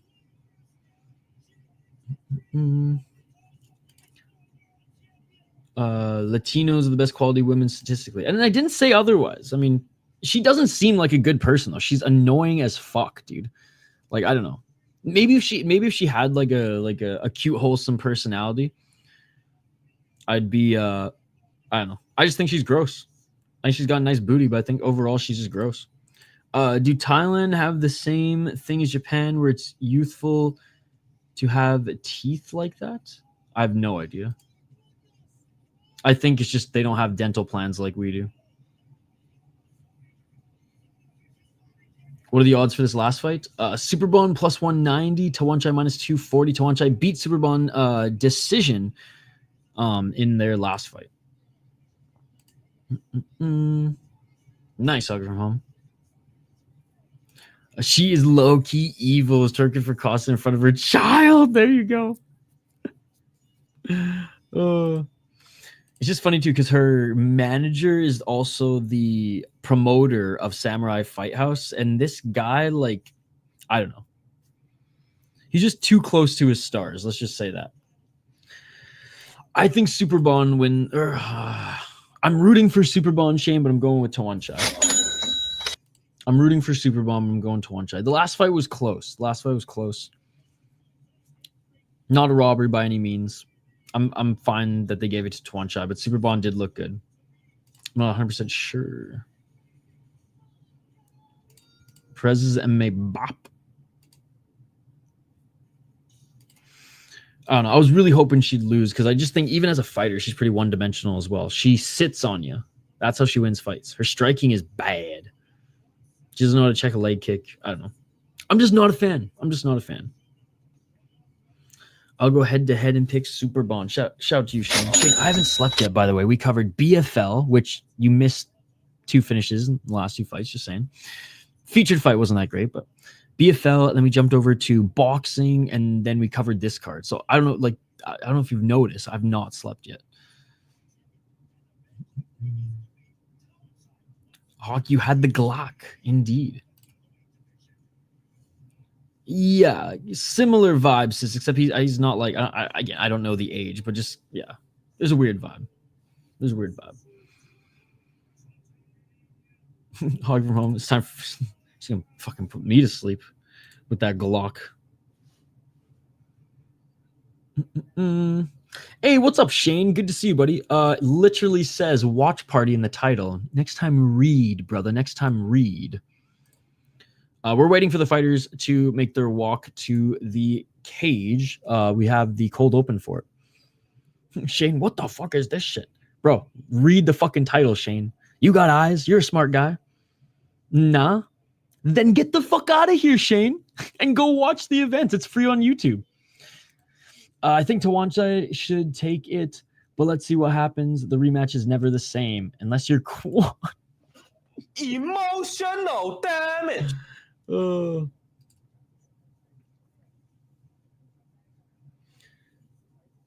Shane can't read. Well, Shane, I hope you got a lesson in English today. Or life. I don't think women should fight after they have a child or after being pregnant. I disagree with that. That's crazy. We're disagreeing a lot, but that's okay. Fight fans can disagree. Fight fans can disagree. I mean, UFC literally has a champion, you know, who's a mother. So Muslim logic or something. Yeah, I don't know. I don't know about that. Hey, what's up, Andrew? Yeah, I don't know about that. I don't know about that. I know, like, Juliana Pena is not everyone's cup of tea, but like, credit where credit is due. She is a champion and a mother. Are we talking like the day after? Yeah, let the women fight, dude. I'm never gonna tell a woman what to do, especially athletically.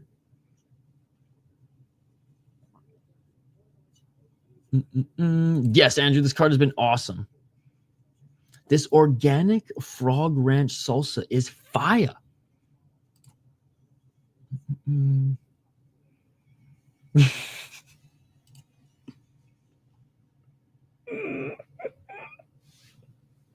Exactly that.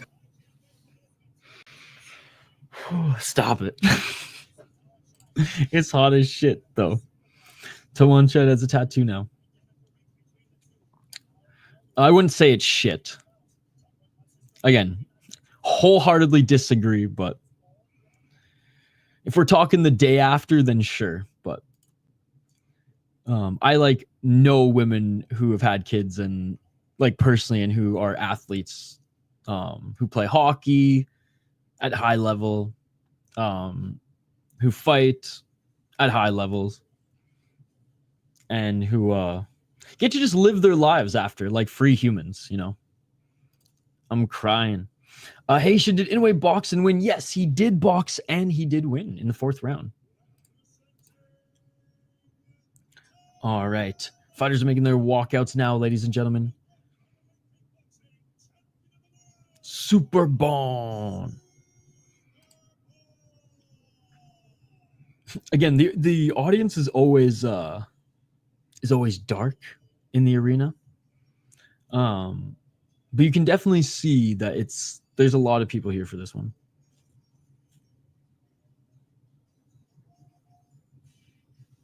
Walking out to some like Macklemore remix. I don't even know what this song is. I thought it was maybe like that one Macklemore song, but I don't know what this walkout song is.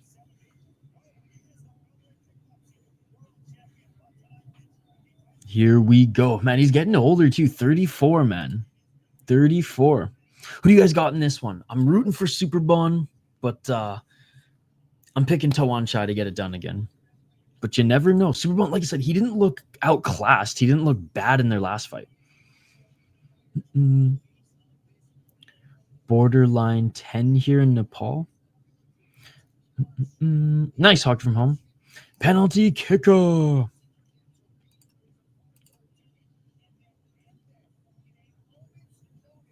All right, getting checked by the cut man right now is Superbon. Is Herb Dean going to actually check him out? Actually, he's talking to his coach right now.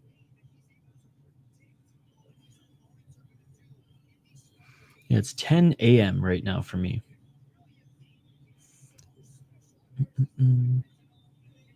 See you later, hockey.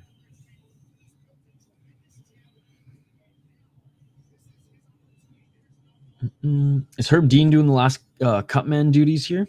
Because he's done with MMA. He only had 2 MMA assignments tonight. Literally, they flew Herb Dean out to Thailand to party. Okay, no, Herb not checking him out. So Herb's done for the night. Am I casual because I don't know this penalty kicking situation? No, that has nothing to do with being a casual. Is it summer right now? Trust me, if you don't understand more than half of what Sis says, you're just a normal person. Nepal is in South Asia. It's cold as fuck in Wisconsin. Winter here in Nepal. I have some friends from Nepal, by the way. They live in Canada now, but really good people. Good people, hard workers, and amazing cooks.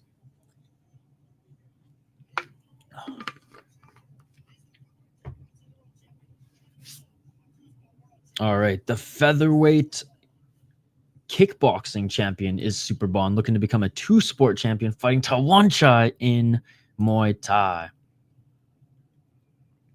He's from PK Gym, the penalty kicker.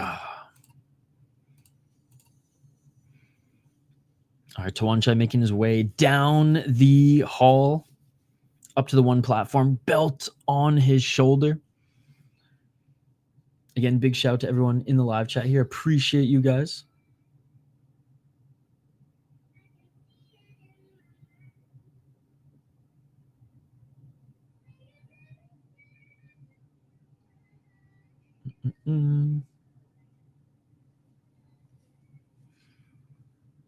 He would have to be.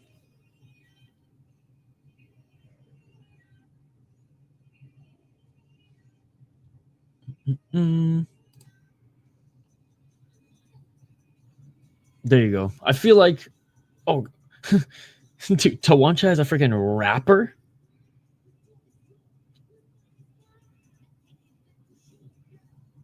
I was gonna say this is like the new Tila Tequila, but that might be a little insensitive. He was in Asia. Ain't no way he only speaks English. I'd imagine me, you never know. Game. What is this? What the fuck is this? This is Cardi B. Yeet. What's up, Josh? This is like freaking Kubo's wife singing for him as he walks out.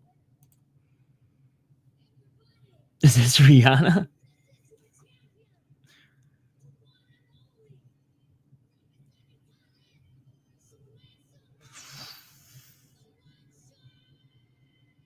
I mean, she's passionate. I'll give her that.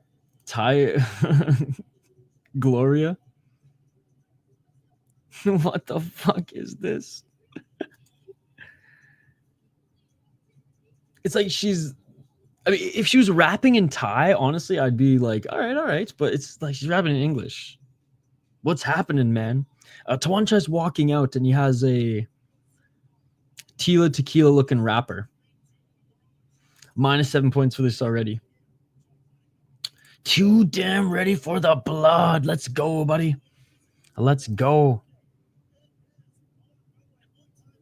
Well, blame American boxer for this influence. I mean, again, like Japan does it, and it's still a different feel than whatever the fuck that was.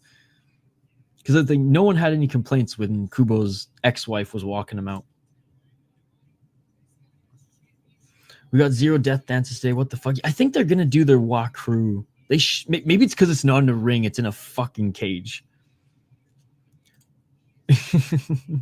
We finally found the perfect battle rap opponent for KSI, and we are in the thick of it now. Oh my god! Exactly that. There you go. There you go.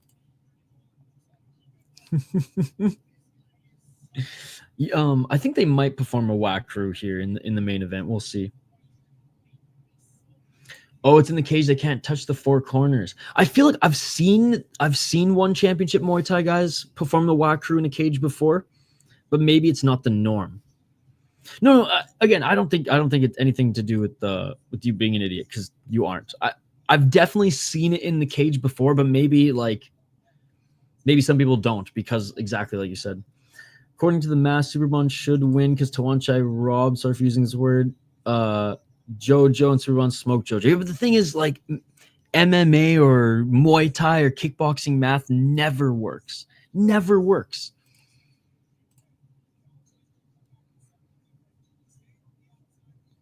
But it is a good observation. It's good to bring up and talk about for context, but I just find, like, and I know the term is like MMA math, but you can apply it to like kickboxing and Muay Thai as well. It always seems to be off. They aren't wearing the headdress, so must not do it. Yo, you seen Josephine Knutson was released from UFC and signed with GFL? That's crazy. She was a good prospect from Sweden TriStar. Yeah, no, she actually had such a great, even in her losses, she put together really good performances. That's crazy. So I wonder, oh, they are performing a walkthrough here. Here we go. They are doing it. Would you fight for Shachi if he offered you 10 and 10? In what sport? Grappling, Thai or kickboxing, Muay Thai, or MMA? I'm sorry that I have to ask, but like, How are they gonna do it correctly? They're improvising. They improvising. Muay Thai? Yeah, I would. I'd do it for $100, to be honest. So 10 and 10, I'm just laughing. It's not wear the headdress thing then. They I think both I think they probably would have worn it if it wasn't like, I mean, if they're in a corner of the ring, it's easy just to like hand it off to your cornerman. Maybe here it's just a little bit different. I don't know. I don't have the answers. Being a Thai fighter is so cool. But yeah, no, I do it for $100. Not even 100 and 100, just flat at 100. The female rap performance just woke me up, and what the actual fuck was that? I do it for $100. I'll be using that in court. $100 USD. Usually for like the featured fights in the main events, yeah. On the Thai regional scene, they do it like every fight. So like Pechindi and I think like even Fairtex, not maybe RWS, not all of RWS. But on more of the regional scene, you see it way more common, like leading up to every single fight. Yeah, but in one championship, it's usually like the featured fight. So like halfway up the card, which is like their co-main, but they put it halfway up the card, and then yeah, in the big fight. Usually in the main event, if it's Muay Thai, they'll do it. It's about time. Usually they do it on the outside during the fight. Yeah. All right, here we go. Honestly, this card's had pretty good pacing. I mean, 4 hours and a half for a one card. We've been live for 3.5 hours because we took a little bit of a break. His suit's on point. I like it. I like the green. Yes. It's cool. Actually, I read a not a book because I wasn't a book, but it was like a 20-page article on it. It was more like academic based. It was just nonfiction style. It kind of the vibe felt like, you know, a paper you read in school doing research, but it was really sweet. I'll try to find it. I think I saved it on my old computer. It was really cool. It was like 20 pages that explained the whole history of it as well. Damn Lao. I think it's cool for a couple of the most important fights. Every fight would be much. Yeah. Can't believe I made it to the main event. Gonna have to take a long nap before the later cards. I know, dude. I have to like work. I have to literally get an invoice to a client and get one of their whole video episodes done. 10, 11 a.m. But yeah, I think I'm gonna right after this. I'm gonna sleep till about noon. So I'll get like 2 hours of sleep and just crush work until fucking unified. Death Ref got 0 Simon. Shatru didn't want to murder. Good. All right. Round 1, 5 if needed, ladies and gentlemen. But we have not needed a lot of rounds here to determine the winners of these fights. We did our breakdown. I'm rooting for Superbon. I definitely think he can get it done. Tawanchai, not as much of a dangerous finisher. Let's be honest.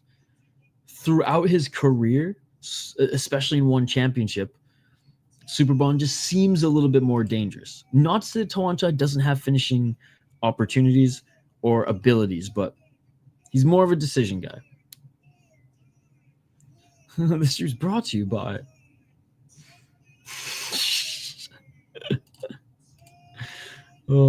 honestly, just coffee. It's actually crazy. Just coffee. Don't you dare forget the crack. What's his name again, sis? Hey, Herb Dean only ref 2 tonight. Only the 2 MMA fights. Herb Dean fault. Is he actually trans, or is it just I just thought it was a woman. Or I just thought she was a woman. Sorry. Don't cancel me, guys. Like this chat would fucking give a shit. All right, round 1, ladies and gentlemen. Let's get it all. No, but like, is it confirmed that it's, like, I'm just curious. I literally just thought it was like a tomboy looking woman. I had no idea that they were trans. Yeah, you got to get some rest for the brain and turn to mush if you go another 12 hours. I know. Luckily, I'm not going to do another 12 hours. I'm just going to do unified. No, I was going to do Unified and Rise and Wulin Fang, but Idaho Skatesman's doing Wulin Fang and Rise. So I might jump on his stream for a little bit, but yeah, no Rise. 2 minutes and 27 seconds on the clock. Oh, okay. See, again, I'm not as observant as you, okay? I don't have a Vladdy in my life to compare. 2 minutes and 19 seconds on the clock. Low kick by Tawanchai. I don't have a Andrade of the Jessica variety in my life, like Denial. I can't compare, boys. 2 minutes on the clock.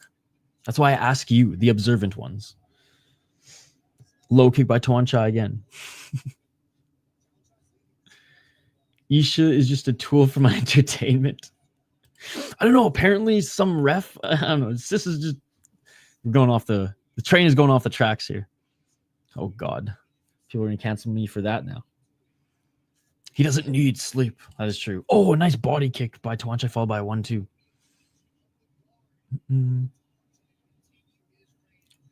Well, look at that.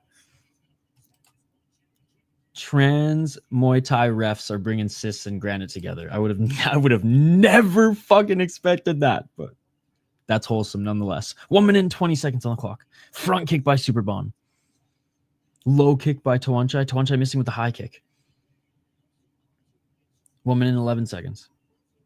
Oh, nice right hand by Superbon followed by a knee. 1 minute and 5 seconds. You know, Jaden was looking forward to this. Where's Jaden at? 55 seconds on the clock. I mean, that is kind of base, though, sis. I'm kidding. This is coming from the guy who hates Tioni. For that reason. 42 seconds on the clock. Oh, body kick by Tawanchai. You can tell Granite that next time. Tawanchai swinging and missing with the 1-2, and they clinch. 32 seconds on the clock. 27 seconds.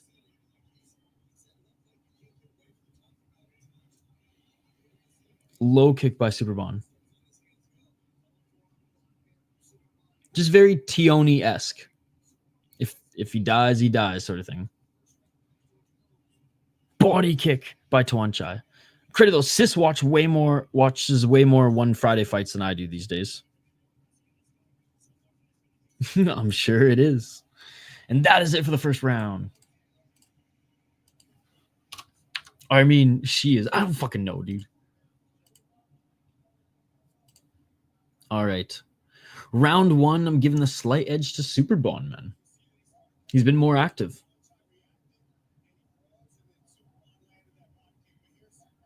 Like Tawanchai he's landing some good shots too, but I mean, it was a close first round. Fuck this. That's what's so tough about these guys fighting is the rounds are usually very close, but Superbon I think got this one.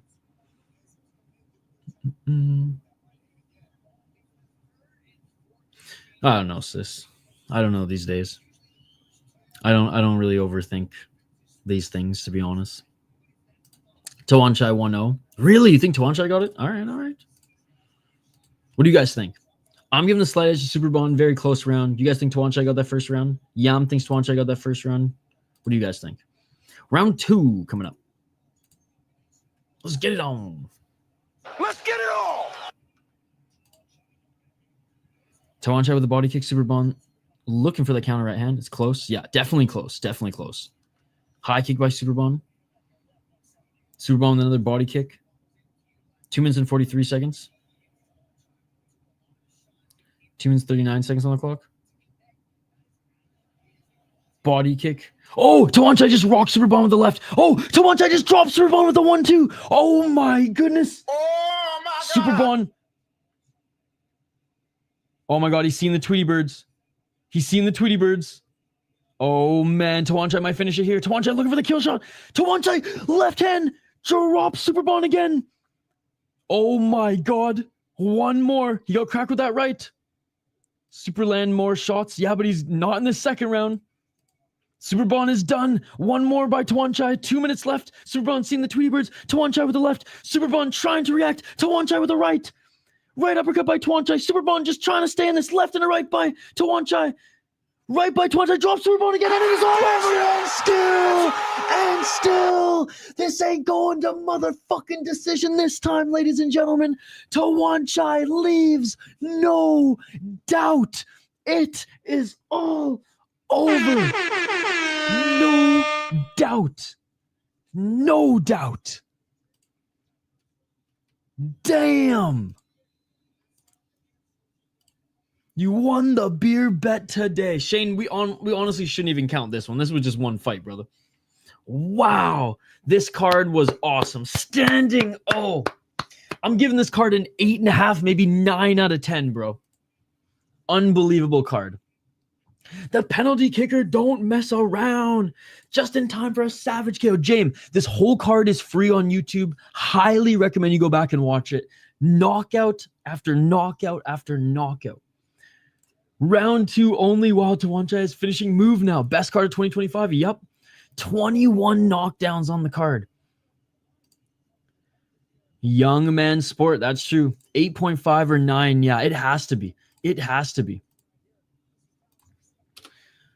Like, I hate to ruin some of the outcomes for you, but they're just worth watching. I mean, this fight was awesome. Yeah, I went to decision. Absolute scrap. This fight was awesome. Surienlek defeated Tan Zint, and that one was amazing as well. Again, I got to rewatch this one, but you guys are saying it was amazing. I watched this one as I took a quick nap. Nori attacking the calf kicks, was able to take Tekreeti down. Marcelo Garcia, who's still fighting cancer, freaking submits Imanari. Abevi as the underdog freaking makes Mamedov verbally tap, essentially, just by being a big bro and beating the fuck out of him.